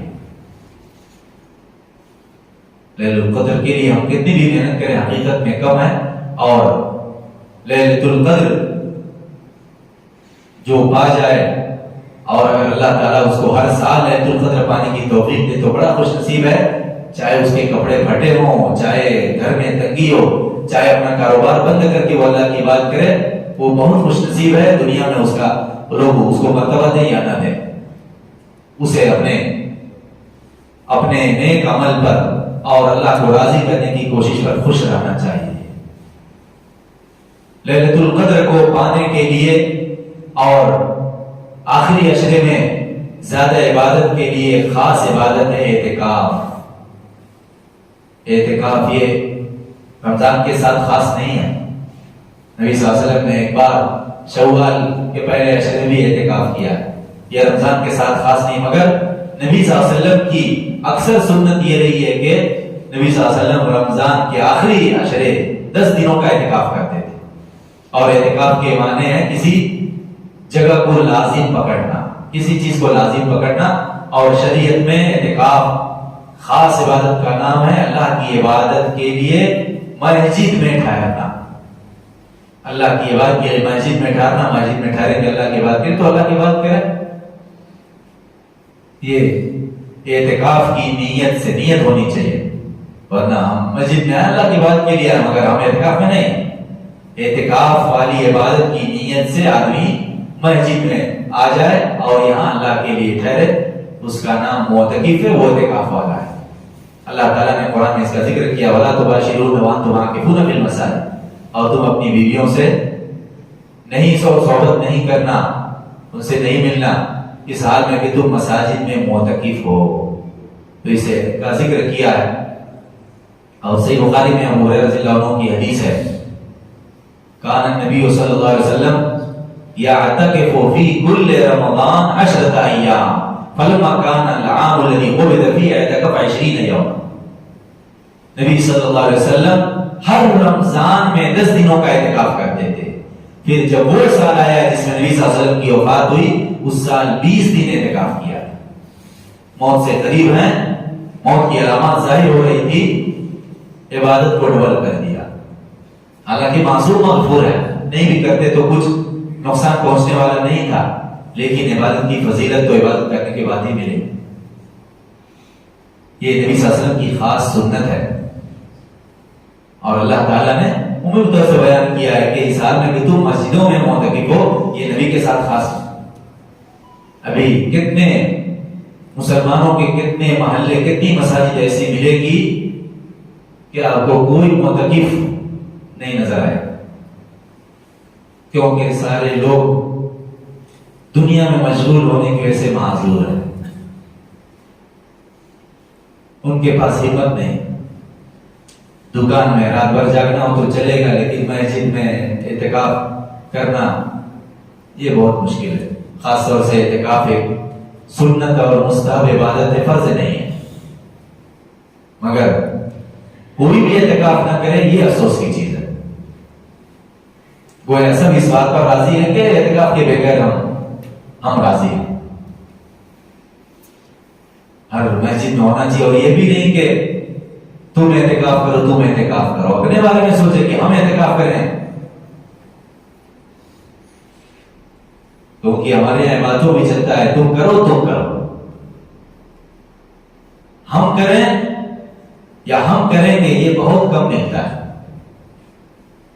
حالانکہ دنیا کے کا انعام جہاں ملنے والا ہوتا ہے وہاں سب چاہتے ہیں کہ میں پہلی پوزیشن حاصل کروں، کوئی نہیں چاہتا کہ وہ دوسرا پہلی پوزیشن پا جائے میں پاس ہو جاؤں، چلے گا۔ نبی صلی اللہ علیہ وسلم ہر سال اعتکاف کرتے تھے، قرآن نے اس کو بیان کیا ہے، لہذا ہم بھی اعتکاف کی سنت کو پانے کی کوشش کریں۔ اور اعتکاف کی عظیم فضیلت یہ ہے کہ اگر اعتکاف کرنے والا آخری عشرے میں یا تاخرات میں اعتکاف کرنے والا مسجد میں سو بھی جائے تو بھی وہ لیلۃ القدر یقیناً پاتا ہے، کیونکہ وہ اعتکاف میں ہے، اور اعتکاف عبادت ہے۔ معتکف اگر رات بھر سو بھی جائے، حالانکہ جاگتا ہے، لیکن اگر وہ سویا بھی رہ جائے تو لیلۃ القدر اس کی پکی ہے، کیونکہ وہ عبادت میں مشغول تھا۔ محض دنیا کا سارا گھر چھوڑ کے اللہ کے گھر کو اپنا ٹھکانہ بنایا، اللہ کو راضی کرنے کے لیے، اللہ کی بات کے لیے، پھر سو گیا، سستی سے سو گیا، چاہے نیند غالب آ گئی، پہلے ہی تھکا ہوا تھا، بعد میں نہیں کنٹرول کر سکا۔ ہر معتکف صحت میں برابر نہیں ہوتا، اور ہر معتکف رات بھر ہر حال میں نہیں جا سکتا۔ یہ ایک عظیم فضیلت ہے، معتکف کو ہر حال میں لیلۃ القدر ملتی ہے، بشرطے کہ وہ آخری عشرے یا تاخراتوں کے اندر وہ معتکف ہو۔ اس کو یاد رکھیں۔ اور اعتکاف وہ چیز ہے جس کو لیلۃ القدر کو پانے کے لیے نبی صلی اللہ علیہ وسلم نے ایک بار 1 مہینے کا اعتکاف کیا تھا۔ علم نہیں تھا کہ آخری عشرے کی تاخراتوں میں سے کسی میں ہے، تو پہلا عشرہ اعتکاف کیا، بعد میں معلوم ہوا کہ آگے ہے، پھر دوسرا عشرہ اعتکاف کیا، پھر معلوم ہوا کہ آگے ہے تو تیسرا عشرہ اعتکاف کیا، اور نبی صلی اللہ علیہ وسلم کے ساتھ صحابہ نے بھی اعتکاف کیا۔ صحیح بخاری میں ابو سلمہ بن عبد الرحمن بن عوف کی روایت ہے، انہوں نے کہا انطلقت الى ابی سعید الخدری فقلت الا تخرج بنا الى النخل نتحدث۔ ابو سلمہ بن عبد الرحمن بن عوف حریص طالب علم تھے، اللہ نے ان کو فقہاء میں سے بنایا، فقہاء مدینہ میں سے۔ مدینہ کے اندر کوئی فقیہ بنے تو چھوٹا موٹا عالم وہاں فقیہ نہیں بنتا، مرکز علم میں بڑے کو عالم مانا جاتا ہے، اور جہاں کوئی بھی عالم نہ ہو تو طالب علم بھی مفتی ہے۔ کہا میں وہ سعید خدری رضی اللہ عنہ کے پاس گیا اور میں نے کہا ادب کے ساتھ کہ آپ ہم کو کھجوروں کے باغ میں نہیں لے جائیں گے، کیا آپ ہم کو کھجوروں کے باغ میں نہیں لے جائیں گے کہ ہم بات کریں؟ ابو سعید خدری متواضع آدمی تھے، صحابی، بوڑھے ہیں، متواضع ہیں، جانتے ہیں سکھانے میں ہمارے لیے اجر ہے، سمجھ گئے، حریص طالب علم ہے۔ ابو سلمہ نے کہا فخر ہے، باہر نکلے، درخواست قبول کیا اور چلے گئے باغ میں، باغ تعلیم کا بن گیا۔ قال قلت حدثنی ما سمعت النبی صلی اللہ علیہ وسلم فی لیلۃ القدر، کہا آپ نے نبی صلی اللہ علیہ وسلم سے لیلۃ القدر کے بارے میں جو سنا ہے وہ مجھ سے بیان کیجیے، اسی کے لیے بات میں لائے۔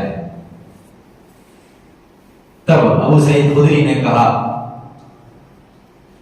اعتکف رسول اللہ صلی اللہ علیہ وسلم عشر الاول من رمضان واعتکفنا معه، رسول اللہ صلی اللہ علیہ وسلم نے رمضان کے پہلے عشرے کا اعتکاف کیا اور ہم نے ان کے ساتھ اعتکاف کیا، پہلا عشرہ۔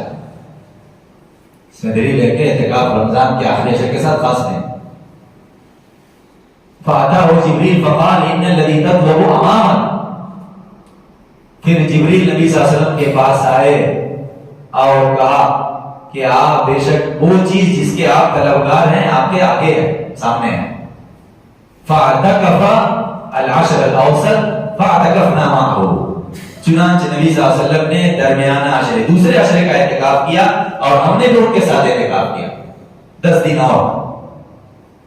فَأَتَاهُ جِبْرِيلُ فَقَالَ إِنَّ الَّذِي تَطْلُبُ أَمَامَكَ، پھر ان کے پاس جبریل آیا اور کہا کہ بے شک جو چیز آپ طلب کر رہے ہیں وہ آپ کے آگے ہے، دوسرے میں بھی نہیں ہے، تیسرے میں ہے۔ فقام النبی صلی اللہ علیہ وسلم خطیبا صبیحۃ 20 من رمضان، چنانچہ نبی صلی اللہ علیہ وسلم 20ویں رمضان کی صبح خطبہ دینے کے لیے کھڑے ہوئے اور کہا من کان اعتکف مع النبی صلی اللہ علیہ وسلم فلیرجع، جس نے نبی صلی اللہ علیہ وسلم کے ساتھ اعتکاف کیا تھا وہ واپس لوٹے، ابھی جائے نہیں، ابھی مقصود لیلۃ القدر ملی نہیں ہے۔ جو نبی صلی اللہ علیہ وسلم کے ساتھ اعتکاف کیا تھا وہ لوٹے، یعنی واپس مسجد میں آئے اور اعتکاف کرے۔ وَإِنِّي أُرِيدُ لَيْلَةَ الْقَدْرِ وَإِنِّي نُسِيتُهَا، اور کہا کہ بے شک مجھے لیلۃ القدر دکھائی گئی، یہی ہے طلب کی چیز، لیلۃ القدر دکھائی گئی اور بے شک مجھے اسے بھلا دیا گیا، اللہ تعالیٰ نے بتایا پھر بھلا دیا گیا۔ وَإِنِّي رَأَيْتُ كَأَنِّي أَسْجُدُ فِي طِينٍ وَمَاءٍ، اور بے شک میں نے دیکھا کہ گویا میں نے خواب دکھایا گویا کہ میں کیچڑ میں سجدہ کر رہا ہوں، مٹی اور پانی میں یعنی کیچڑ میں سجدہ کر رہا ہوں، جو لیلۃ القدر آنے والی ہے اس میں میں کیچڑ میں سجدہ کر رہا ہوں، یہ پہچان بتایا۔ وہ اگر رات مل گئی کیچڑ میں سجدہ کر لیے تو گویا لیلۃ القدر پا گئے، 2 عشرہ محنت کر چکے تھے۔ ابو سعید خدری نے کہا وَكَانَ سَقْفُ الْمَسْجِدِ جَدِيدَ النَّخْلِ، اور مسجد نبوی کی چھت کھجوروں کی ٹہنیوں کی تھی، پکی نہیں تھی۔ وَمَا نَرَىٰ فِي السَّمَاءِ شَيْئًا، اور ہم آسمان میں کچھ نہیں دیکھ رہے تھے، کوئی بادل نہیں تھا، آسمان صاف تھا۔ فَجَاءَتْ قَزْعَةٌ فَأُمْطِرْنَا، چنانچہ بدلی آئی، کچھ بدلیاں آئی، بدلیوں کے ٹکڑے آئے اور ہم پر بارش برسی۔ وَإِنِّي حَتَّىٰ رَأَيْتُ رَسُولَ اللَّهِ صلی اللہ علیہ وسلم، یہاں تک کہ میں نے رسول اللہ صلی اللہ علیہ وسلم کو دیکھا رأيت على جبهة رسول اللہ صلی اللہ علیہ وسلم أثر الطين والماء، یہاں تک کہ میں نے رسول اللہ صلی اللہ علیہ وسلم کی پیشانی پر کیچڑ کا نشان دیکھا۔ اور ان کا فصلہ بین نبی صلی اللہ علیہ وسلم، نبی صلی اللہ علیہ وسلم نے ہم کو صلاۃ پڑھائی، نہیں فجر پڑھائی، رات میں بارش ہوئی فجر پڑھائی، یہاں تک کہ میں نے نبی صلی اللہ علیہ وسلم کی پیشانی پر کیچڑ کا نشان دیکھا۔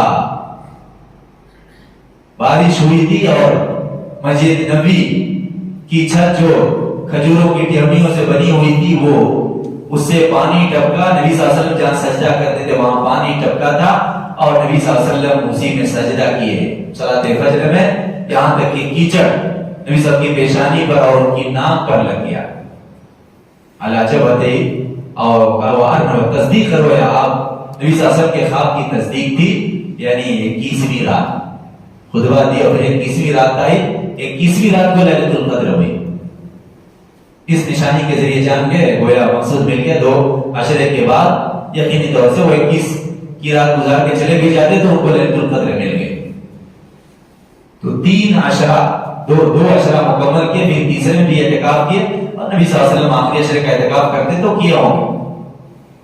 یہ لیلۃ القدر کو پانے کے لیے ایک کوشش تھی، پہلا عشرہ دوسرا عشرہ اگتا ہے نہیں، جب معلوم ہو گیا کہ لیلۃ القدر نہیں ہے آگے ہے تو پھر کر لیا، پہلے عشرے کے بعد بھی کیا، دوسرے عشرے کے بعد بھی کیا۔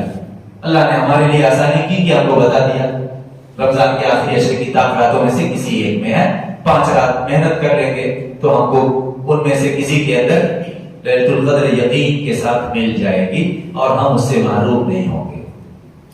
لیلۃ القدر کے اندر قیام کے علاوہ جو بھی عبادت کر سکتے ہو کریں، جہاں بھی ہجرت کر کے کر سکتے ہو کریں، اور اس کے اندر مشہور دعا آئی ہے لیکن اس کی صحت میں اختلاف ہے، میں بول دیتا ہوں، جو اللہم انک عفو تحب العفو فاعف عنی، جامع ترمذی میں عبداللہ بن بریدہ سے روایت ہے، وہ عائشہ سے روایت کرتے ہیں، انہوں نے کہا یا رسول اللہ ارأیت ان علمت ای لیلۃ القدر ما اقول فیہا قال قول اللہم انک عفو تحب العفو فاعف عنی۔ عائشہ نے عرض کیا اللہ کے رسول اگر میں جانوں کہ کون سی رات لیلۃ القدر ہے، مجھے اگر معلوم ہو جائے تو میں اس میں کیا پڑھوں، کیا دعا کروں؟ کہا کہ تم یہ بولو اللہم انک عفو تحب العفو فاعف عنی، یا اللہ بے شک تو بہت زیادہ معاف کرنے والا ہے، تو معاف کرنا پسند کرتا ہے تو تو مجھے معاف فرما دے۔ یہ دعا ہے، اس کے بعد ترمذی کے بعد نسخوں میں انک عفو کریم ہے، مگر کریم کی ذاتی ثابت نہیں، اور اس حدیث کو البانی وغیرہ نے صحیح کہا ہے، اس کی صحت میں اختلاف ہے۔ عبداللہ بن بریدہ عائشہ سے روایت کرتے ہیں، دارقطنی نے کہا ہے ابن بریدہ لم یسمع من عائشہ شیئا، ابن بریدہ نے عائشہ سے کچھ نہیں سنا ہے، یعنی منقطع ہے۔ جو لوگ منقطع مانتے ہیں وہ ضعیف قرار دیتے ہیں، دوسرے لوگ کہتے ہیں کہ دارقطنی کی یہ بات بلا دلیل ہے، ظاہر ہے کہ ابن بریدہ جو عمر بن عائشہ کا زمانہ پائے، عبداللہ بن بریدہ بن حسین کے بیٹے، امید ہے کہ ان سے سنا ہوگا، وہ مدلس نہیں ہے، تو اس حدیث کو صحیح اور ضعیف کرنے والے دونوں ہیں، لیکن دعا کا معنی صحیح ہے، کچھ اس میں برائی نہیں ہے، جو چاہے یہ پڑھے، جو چاہے مغفرت کی بہت ساری دعائیں کوئی بھی پڑھ سکتا ہے، لیکن یہ بھی نہیں کہ یہی دعا بس پڑھتے جائیں، ساری رات یہی پڑھیں اور باقی آپ کی جو حاجتیں ہیں، جو ضرورتیں ہیں وہ کچھ بھی نہ کریں، دعا کا اہتمام کریں، دعا کا اہتمام کریں۔ لیلۃ القدر کے اندر خاص طور سے دعا وہ عبادت، نبی صلی اللہ علیہ وسلم نے نعمان بن بشیر کی حدیث میں فرمایا، اس کو ابو داؤد وغیرہ روایت کیا، الدعاء هو العبادۃ، دعا ہی عبادت ہے، دعا ہی عبادت ہے، تو یہ بھی عبادت ہے۔ جب آپ نے قیام اللیل سے فارغ ہو جائے، اس میں جتنا ہو سکا دعا کر لیے، تو باقی وقت آپ دعا میں بھی لگائیں، کیونکہ یہ بھی عبادت ہے، اور دعا کریں کہ آپ کا مقصود بھی ملے گا اور عبادت بھی ادا ہوگی، لیلۃ القدر بھی مل جائے گی، رمضان کا آخری عشرہ اس کی راتیں عبادت کے ساتھ گزریں گی، خاص طور سے رات کا آخری تہائی حصہ، یہ اس میں دعا کی قبولیت زیادہ ہوتی ہے۔ رات کا آخری تہائی حصہ مغرب سے رات شروع ہوتی ہے اذان فجر تک، طلوع فجر تک، آج کل تقریباً 10.15 گھنٹے کی رات ہے، مغرب عشاء میں کتنا وقت نکل جاتا ہے، 3 حصے میں تقسیم کر کے 2 حصہ نکالیں تو تقریباً 2 بجے کے بعد سے رات کا تہائی، آخری تہائی چالو ہو جاتا ہے۔ جتنا چاہیں دعا کریں، جتنا چاہیں دعا کریں، جس قدر کریں گے اتنا اچھا ہے۔ صحیح بخاری میں ابو ہریرہ رضی اللہ عنہ کی حدیث میں نبی صلی اللہ علیہ وسلم نے فرمایا، ينزل ربنا تبارك وتعالى كل ليلة إلى السماء الدنيا حين يبقى ثلث الليل الآخر يقول من يدعوني فأستجيب له من يسألني فأعطيه من يستغفرني فأغفر له۔ ہمارا رب تبارک و تعالی ہر رات، ہماری زندگی کی ہر رات، پورے سال کی ہر رات، رمضان کی ہر رات، آخری عشرے کی ہر رات، کوئی رات اس سے خاص نہیں ہے، ہر رات دنیاوی آسمان کی طرف اترتا ہے۔ کیسے اترتا ہے اس کا علم ہمیں نہیں دیا گیا اور اس کی ہمیں ضرورت بھی نہیں، پکارتا ہے، ندا دیتا ہے، کون ہے جو مجھ سے دعا کرے کہ میں اس کی دعا قبول کروں، کون ہے جو مجھ سے مانگے کہ میں اس کو عطا کروں، کون ہے جو مجھ سے مغفرت طلب کرے کہ میں اس کو بخش دوں۔ یہ رات کے آخری تہائی حصے میں فجر تک، یہ پورا تہائی حصہ ہے، ہم بول سکتے ہیں کہ تقریباً 2 بجے سے 5 بجے تک 3 گھنٹے اللہ کی طرف سے یہ ندا دی جاتی ہے، اللہ پکارے اور ہم محتاج ہو کر کے نہ مانگیں، ہم ضرورت مند ہو کر کے دعا نہ کریں، ہم مغفرت کے ضرورت مند ہو کر کے مغفرت طلب نہ کریں، تو اس میں ہماری غلطی ہے۔ اور جب اللہ پکارتا ہے، خود کہتا ہے کون مجھ سے دعا کرے کہ میں دعا قبول کروں گا، قبولیت کی خوشخبری بھی سنا رہا ہے، کون مجھ سے مانگے گا کہ میں اس کو عطا کروں، دینے کی خوشخبری سنا رہا ہے، کون مجھ سے مغفرت طلب کرے گا کہ میں اس کو بخش دوں، بخشنے کی خوشخبری سنا رہا ہے۔ ہم خراٹے لیتے رہیں، ہم دنیا میں مشغول رہیں، تو یہ ہمارا بہت بڑا خسارہ ہے۔ خاص طور سے رمضان کے آخری عشرے میں جب ہم جاگ رہے ہوں یا تاخ راتوں میں جب ہم جاگ رہے ہوں تو ہمارے پاس کوئی عذر نہیں۔ آج کل بہت سی مساجد میں جہاں اللہ تعالیٰ نے مال سے نوازا ہے، وہاں لیلۃ القدر اور رمضان کے آخری عشرے کی راتوں اور تاخ راتوں کو کھانے پینے دعوتوں میں گزار دیتے ہیں، بلکہ کبھی دوسرے محلے والے بھی اس مسجد میں پہنچ جاتے ہیں کہ یہاں کھانا ملتا ہے، وہ کھانے کے چکر میں اپنی رات نکال دیتے ہیں۔ ایسی دعوت نہ کریں کہ لوگ عبادت چھوڑ کر کے کھانے پینے میں رات گزاریں۔ رات میں جاگنے سے نہیں ہوگا، لاریاں چلانے والے بھی جاگتے ہیں، جاگنا مراد نہیں ہے، جاگنا مقصود نہیں ہے، اللہ کی عبادت مقصود ہے۔ دعوتیں اتنی جتنے سے نقصان نہ پہنچے، جتنے سے خسارہ نہ ہو۔ تو یہ دعا کا خاص وقت ہے، آپ کتنی دعائیں قبول کرانا چاہتے ہیں اللہ سے دعا کریں، کتنا عطیہ، کتنے انعامات، کتنی نعمتیں آپ چاہتے ہیں اللہ سے مانگیے، کتنی مغفرت کے طلبگار ہیں اللہ سے مانگیے۔ اللہ تعالیٰ پکارتا ہے، خوشخبری سناتا ہے، ہمیں چاہیے کہ ہم اس خوشخبری کو ضائع نہ کریں۔ اور اللہ تعالیٰ کتنا بڑا سخی ہے، کتنا ارحم الراحمین غفور الرحیم ہے کہ ہر رات ہماری زندگی کی ہر رات یہ موقع دیتا ہے، خود ہی پکارتا ہے، اور ہم جس رات جاگ رہے ہیں اس رات بھی اللہ سے دعا نہ کریں تو بہت خسارے کی چیز ہے، کیونکہ ہم کو ہر دن نہیں زندہ رہنا ہے، کوئی نہ کوئی رات ہماری آخری رات ہوگی، جس کے بعد صبح نہیں ہوگی، کوئی صبح آخری ہوگی جس کے بعد رات نہیں ہوگی۔ تو جو آخری رات ہوگی اس کے بعد والی زندگی کے بارے میں ہم اللہ سے مانگ لیں، تاکہ وہاں پر ہم کو پچھتانا نہ پڑے، کیونکہ قبر کے اندر، برزخ کے اندر تو ہماری مدد کرنے کے لیے کوئی آنے والا نہیں۔ اگر اپنے پیچھے نیک اولاد، نیک طلبہ چھوڑے ہوں گے تو ہو سکتا ہے کہ ہمارے لیے دعائیں مغفرت کریں، اور اگر ہم اپنی اولاد کو دنیا میں اتنا مشغول کر دیے کہ ان کے پاس اللہ کی عبادت کی فرصت نہیں ہے، وہ ربی اغفرلی نہیں بول سکتے تو ربی اغفرلی ولوالدی کہاں بولیں گے؟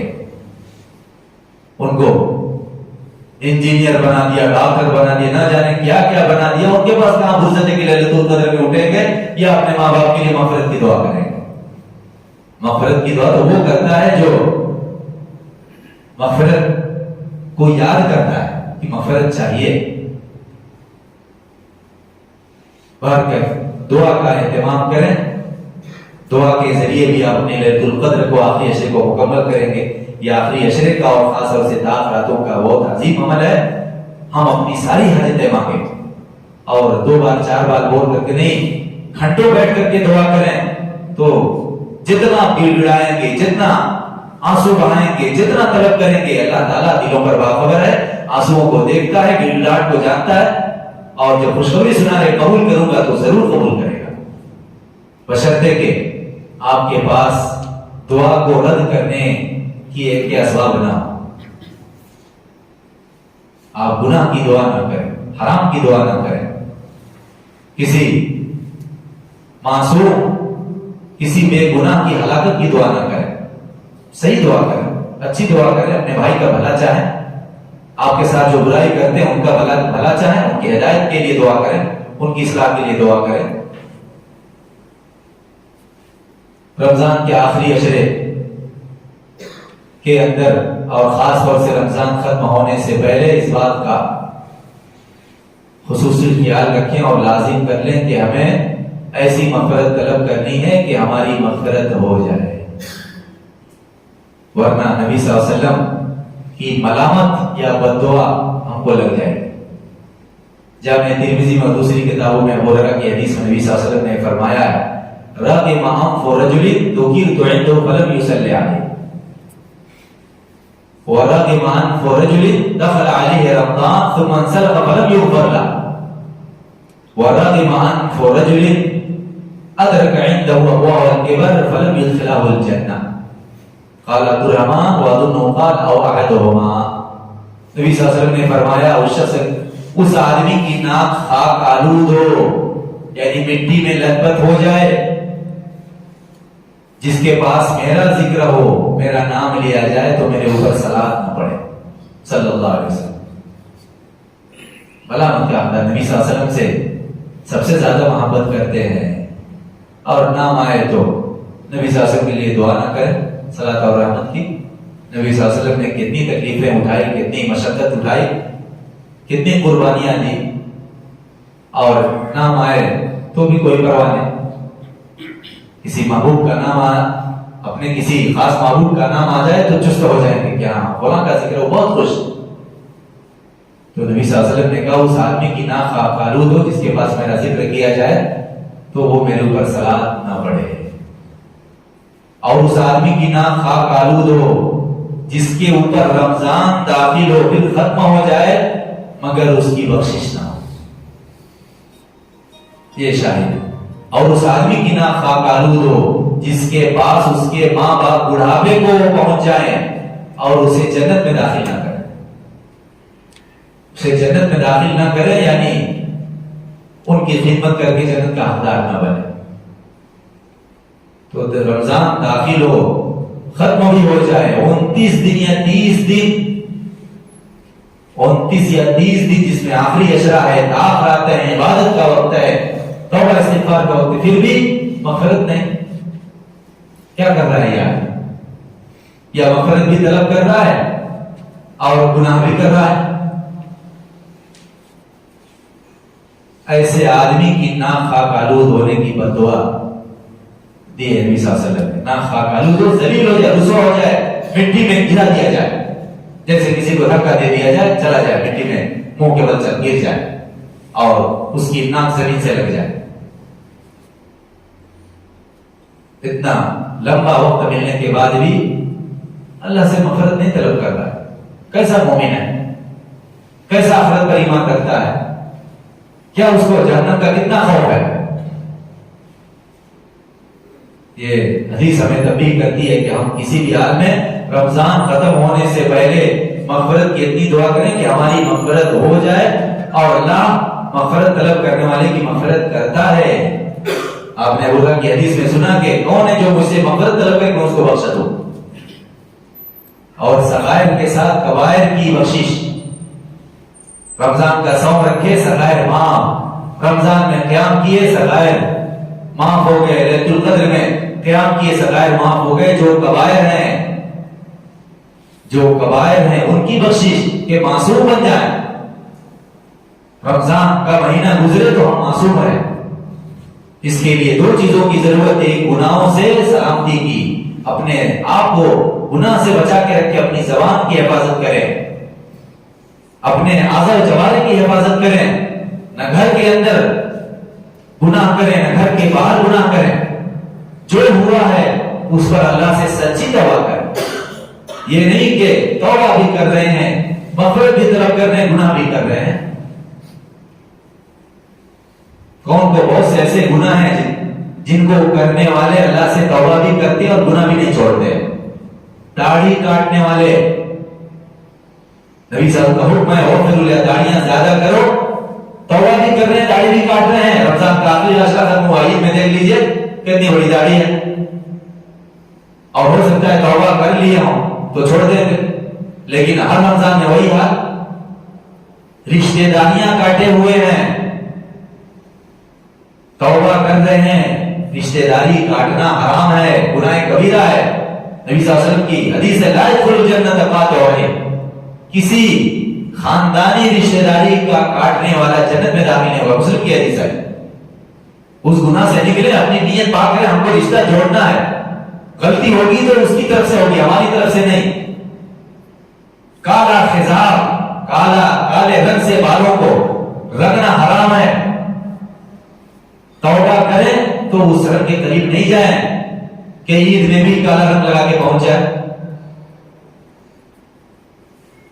سودی لین دین ہے، جو بھی برائی ہے، توبہ کا مطلب ہے گناہوں سے پاک صاف۔ یہ نہیں کہ ہم فلاں سے توبہ کریں گے فلاں کو نہیں چھوڑیں گے، یہ کون سی توبہ ہے؟ فلاں گناہ کی معافی چاہیے، فلاں گناہ کی نہیں۔ ٹخنے سے نیچے کپڑا لٹکانا، کپڑے کو گھسیٹنا مردوں پر حرام ہے۔ بہت کیا تو صلاۃ کے وقت اوپر کر لیا، باقی وہی حال ہے۔ کیسا تھا؟ گناہ نہیں معلوم ہے تو جہالت کی وجہ سے معذور ہے، لیکن جب معلوم ہے تو پھر توبہ کیسی کر رہے ہیں؟ کچھ چیزوں سے توبہ اور کچھ چیزوں سے نہیں، یا زبان سے توبہ توبہ اور باقی اپنا عمل کر رہے ہیں۔ اللہ تعالیٰ کو پتہ نہیں ہے توبہ کرنے والا کیا کر رہا ہے؟ ہر رمضان میں توبہ کرتا ہے، ہر آخری عشر میں توبہ کرتا ہے، ہر تاخرات میں توبہ کرتا ہے، لیکن اپنے گناہوں پر قائم دائم ہے، چل رہا ہے۔ سچی اور کامل توبہ نہیں کریں گے اور موت ہو گئی تو گویا توبہ کر کے بھی گناہ پر مرے۔ تو اس کا خیال رکھیں کہ توبہ ہو تو کامل سچی توبہ، ہر گناہ سے بیچ میں کبھی قدم پھسل جائے پھر اللہ سے توبہ کر لیں، اللہ تعالیٰ سارے گناہوں کو بخشتا ہے۔ توبہ کچھ گناہوں سے اور کچھ گناہوں پر قائم رہیں، یہ مومن کی شان نہیں ہے، اللہ کا حکم ماننے والے، نبی صلی اللہ علیہ وسلم حکم ماننے والے کی شان نہیں ہے، اور یہ آخرت کے لیے خطرناک ہے۔ کتنے لوگ مرتے ہیں داڑھی مڑی ہوئی ہوتی ہے، کتنے لوگ کپڑے ٹخنے سے نیچے لٹکانے والے ہوتے ہیں اور راستے میں ایکسیڈنٹ ہو جاتے ہیں، اسی حالت میں موت ہو جاتی ہے۔ بال کالا کیے ہوتے ہیں مر جاتے ہیں، رشتے کاٹے ہوتے ہیں، جوڑنے کی توفیق نہیں ہوتی، معافی مانگنے کی توفیق نہیں ہوتی، کم سے کم اپنے دل کی حد تک تو اختیار رکھتے ہیں، اس کو صحیح کر لیں، بلکہ نسل میں دشمنی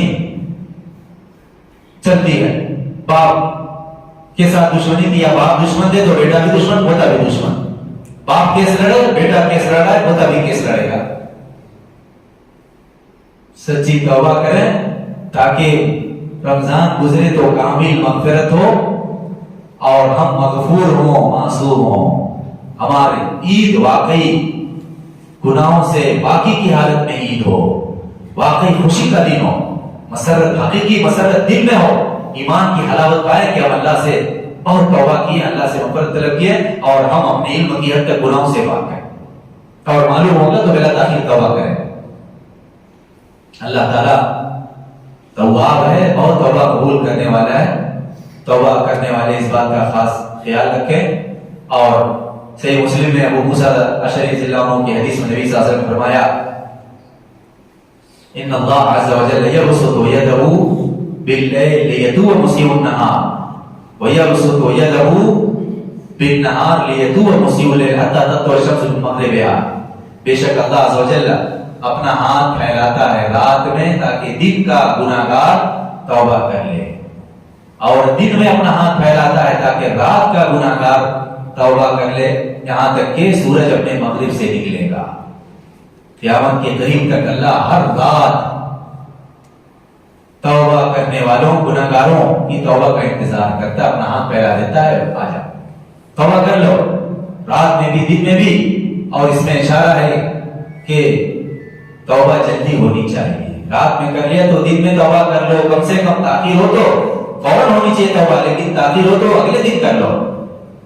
دن میں گناہ کیا فوراً توبہ کرنی چاہیے، نہیں ہوا تو رات کا وقت آیا، نیند نہیں آنی چاہیے،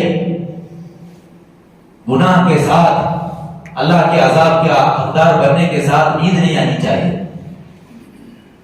اللہ سے توبہ کر کے سو تاکہ آنکھ نہیں بھی کھلے تو ہم اللہ سے غائب ہو چکے ہیں، اللہ سے توبہ کر چکے ہیں۔ صحیح مسلم میں ابو ہریرہ کی حدیث میں نبی صلی اللہ علیہ وسلم فرمایا من تاب قبل ان تطلع الشمس من مغربها تاب اللہ، جو سورج کے اپنے مغرب سے نکلنے سے پہلے توبہ کر لے گا اللہ اس کی توبہ قبول کرے گا۔ یہ اللہ کے وعدے ہیں جو اللہ نے نبی صلی اللہ علیہ وسلم کی زبانی سنائے ہیں، توبہ کرنے والے کی توبہ قبول ہوتی ہے اور سارے گناہ معاف ہوتے ہیں، قرض معاف نہیں ہوتا۔ گناہوں سے توبہ کرنے والے، گناہوں سے معافی چاہنے والے اس قرض کا بھی خیال رکھیں جو ان کے اوپر ہے، کیونکہ وہ توبہ سے معاف ہونے والا نہیں۔ سے مسلم میں عبداللہ بن عباس کی حدیث ہے، رسول اللہ صلی اللہ علیہ وسلم نے فرمایا یغفر للشہید کل ذنب الا الدین، شہید کا اللہ کی راہ میں قتل ہونے والے کا ہر گناہ بخشا جاتا ہے مگر قرض۔ کسی کا 1 روپیہ بھی ہو تو قرض ہے،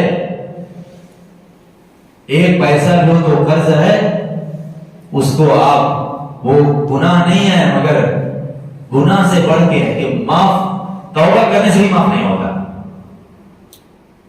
اور قرض ہونے کے نہیں بول سکتے کہ 10 روپیہ ہے، کیا مسئلہ ہے؟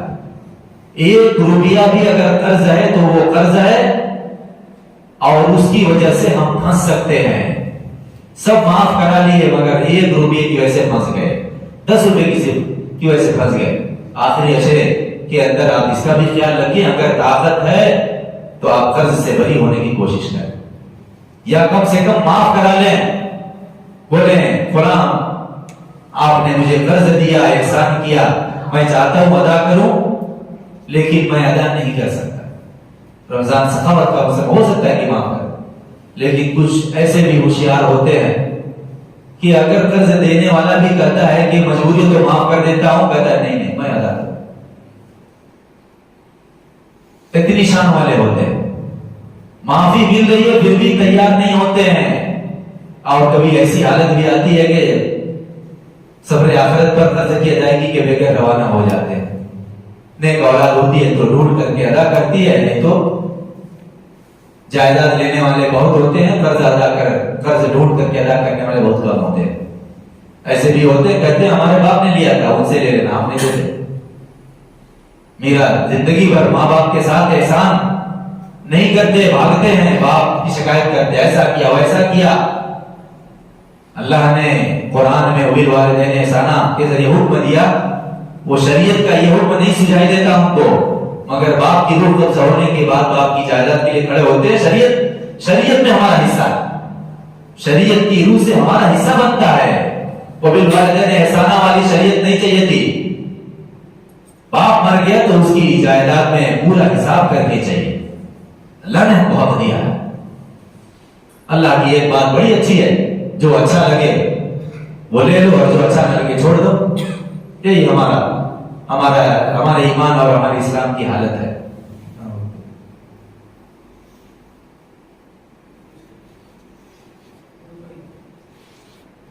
زیادہ ہو گیا جی۔ بہرحال اللہ تعالیٰ نے ہمیں یہ موقع دیا ہے اور ہمیں نہیں معلوم کہ آخری عشرے تک کون زندہ رہے گا اور کون دنیا سے چلا جائے گا، کیونکہ کسی کو موت کا وقت بتایا نہیں گیا۔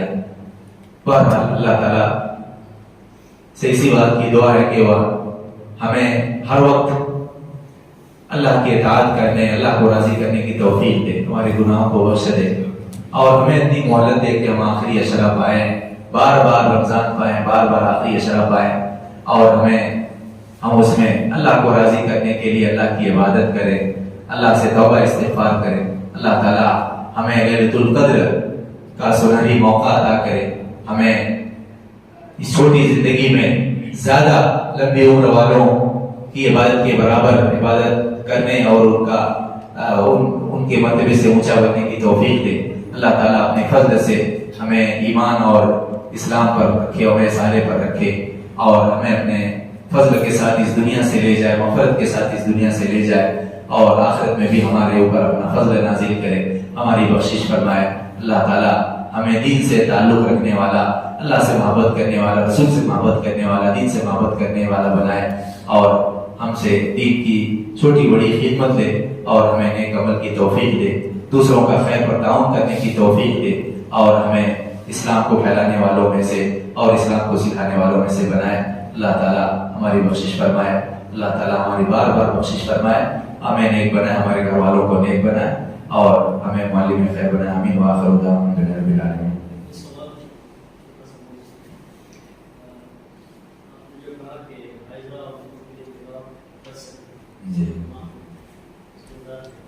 جی حائضہ عورت نفاس والی عورت تلاوت کر سکتی. تلاوت دو طرح سے کی جاتی ہے. ایک زبانی یاد ہے سورہ فاتحہ چھوٹی چھوٹی صورتیں یا جو بھی صورتیں یاد ہے زبانی تلاوت کرنے میں کچھ کسی کے نزدیک کوئی حرج نہیں. یہ ایک صورت ہے. اور دوسری صورت ہے مصحف سے تلاوت کرنا, قرآن سے تلاوت کرنا. اس کے بھی منع کی کوئی دلیل نہیں. اور جو دلیل حدیث ملتی ہے لا تقرؤوا الحائض ولا الجنوب شیئا من القرآن, حائضہ اور جنوبی قرآن میں سے کچھ نہیں پڑھ سکتے, ضعیف حدیث ہے, ثابت نہیں ہے.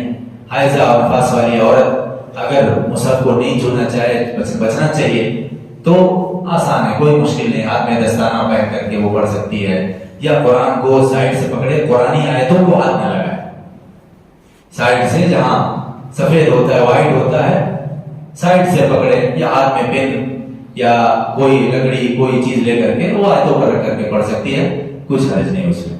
آیتوں کو چھونے سے بچے, یا تو زبانی تلاوت کرے یا مصحف سے تلاوت کرے, مگر آیتوں کو چھونے سے بچتے ہوئے وہ تلاوت کرے, کچھ حرج نہیں.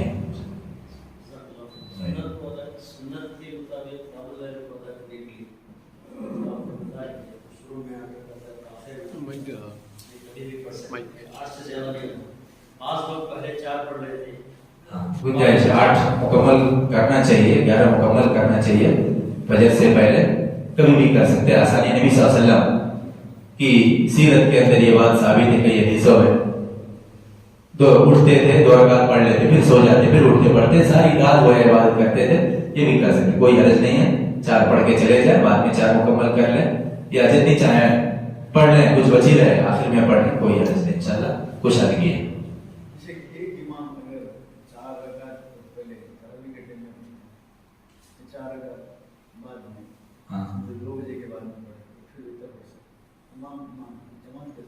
جی کر سکتے ہیں, کوئی پرابلم نہیں انشاءاللہ. ہاں لیکن بہتر ہے کہ پوری پڑھا کر کے ہٹے. نبی صلی اللہ علیہ وسلم نے جب پڑھایا تو پوری پڑھایا, لیکن منع نہیں ہے, کر سکتے ہیں. اس میں جن کو 8 پڑھنا ہے ان کے لیے مشکل ہوگی کہ پھر امام صاحب تو آسانی سے پڑھ لیں گے. جب امام صاحب چلے جائیں گے, جماعت ختم ہو جائے گی, تو سارے لوگ انفرادی طور پر پڑھنے پر مجبور ہوں گے. تو امام کے لیے بہتر یہی 8 پڑھے, لیکن جانے میں کچھ حرج نہیں ہے, جا سکتا ہے. 2 بار کر کے پڑھ لیں جیسے آپ کے یہاں آسانی ہو.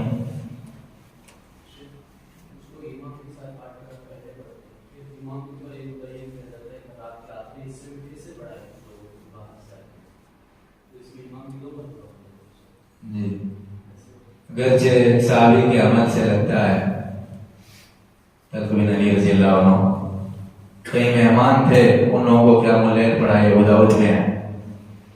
پھر جہاں کے امام تھے وہاں جا کر کے پڑھائے.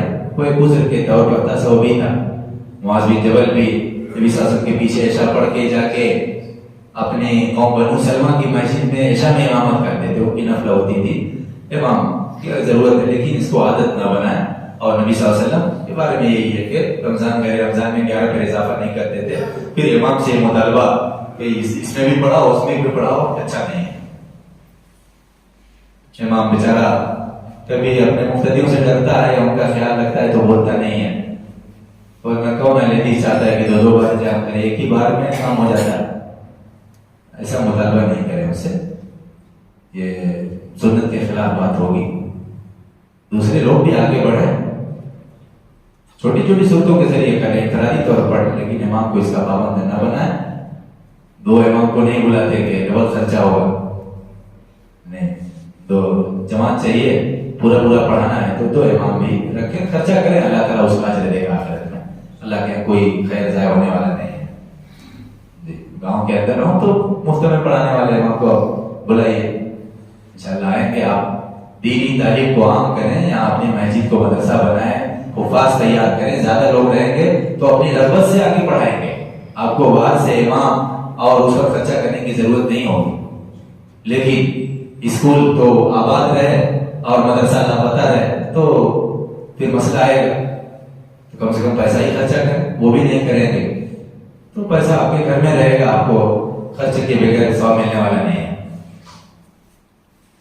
ये मक्के में जो 20 रकात नमाज जो हो रहा है उस पे क्या 2 इमाम होते हैं? अभी तो सुना है कि कम कर दिए हैं चांस, लॉकडाउन में कोरोना में उनको भी चांस मिल के आदि कर दिए। अभी इस साल भी 10 ही कर रहे हैं और बहुत सारे लोग चिल्ला रहे हैं। उनकी सियासी मसलियत थी और वो गुंजाइश मानते हैं कि सुन्नत नहीं है लेकिन जायज है, जायज है भी, मसनून क़ियामुल लैल पर इजाफा जायज है, उसके तहत वो करते थे लेकिन वो कोई हुज्जत नहीं है। हर में बहुत कुछ गलत सलत भी हुआ है और होता भी है, वो सब हुज्जत नहीं है, हुज्जत कुरान सुन्नत है। पता है मुस्तकबिल में कैसे लोग हरमैन पर कब्जा करेंगे, बहुत सारे विदेशी आज भी चाहते हैं कि उनका कब्जा हो जाए, शिया चाहते हैं उनका कब्जा हो जाए, ऐसा नहीं। बहरहाल वो इस वक्त 10 कर रहे हैं और आम सऊदीया की आम मसाजिद में 11 है, हालांकि कभी दूसरा था, मगर अल्लाह ताला ने जब वहां सुन्नत को आम किया, सुन्नत फैली तो लोगों ने खुद ही सुन्नत की मुखालफत तर्क कर दी और 20 को छोड़ करके 11 पढ़ाने लगे। तो दुआ करें कि अल्लाह ताला हरमैन में हमेशा मसनून क़ियामुल लैल को कायम रखे। हाँ, नहीं दुआ की भी जरूरत है, वो भी दुआ के मोहताज है।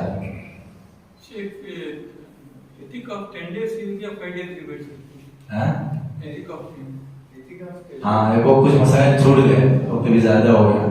एतिकाफ 1 दिन के लिए भी कर सकते हैं, 10 दिन अफजल है। मसलन 20 असर करते थे, 10 दिन के अंदर ताखरात भी आ जाती है, लेकिन कोई चाहे सिर्फ ताखरातों में करे या किसी एक रात करे या 1 दिन करे, उसी गुंजाइश है। सही बुखारी में उमर बिन खत्ताब रज़ियल्लाहु अन्हु की हदीस है, उन्होंने कहा या रसूलल्लाह इन्नी नज़रतु फिल जाहिलिया अन अअतकिफ लैलतन फिल मस्जिदिल हराम फक़ाल लहू नबी सल्लल्लाहु अलैहि वसल्लम औ बिनदरक फअतकफ लैला।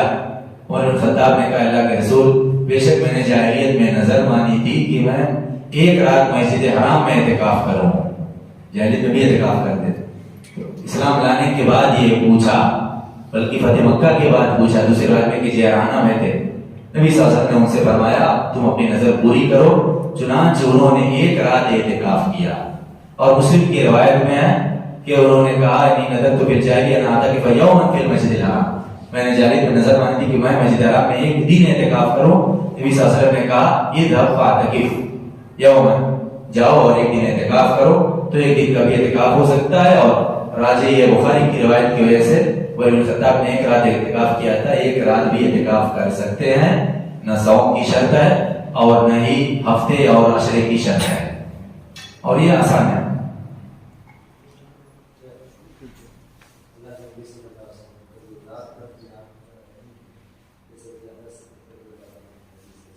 जी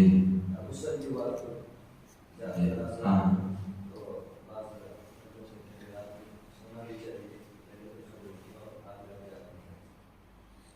आयशा की हदीस गुजर चुकी है। नबी आखिरी अशरे की बात है।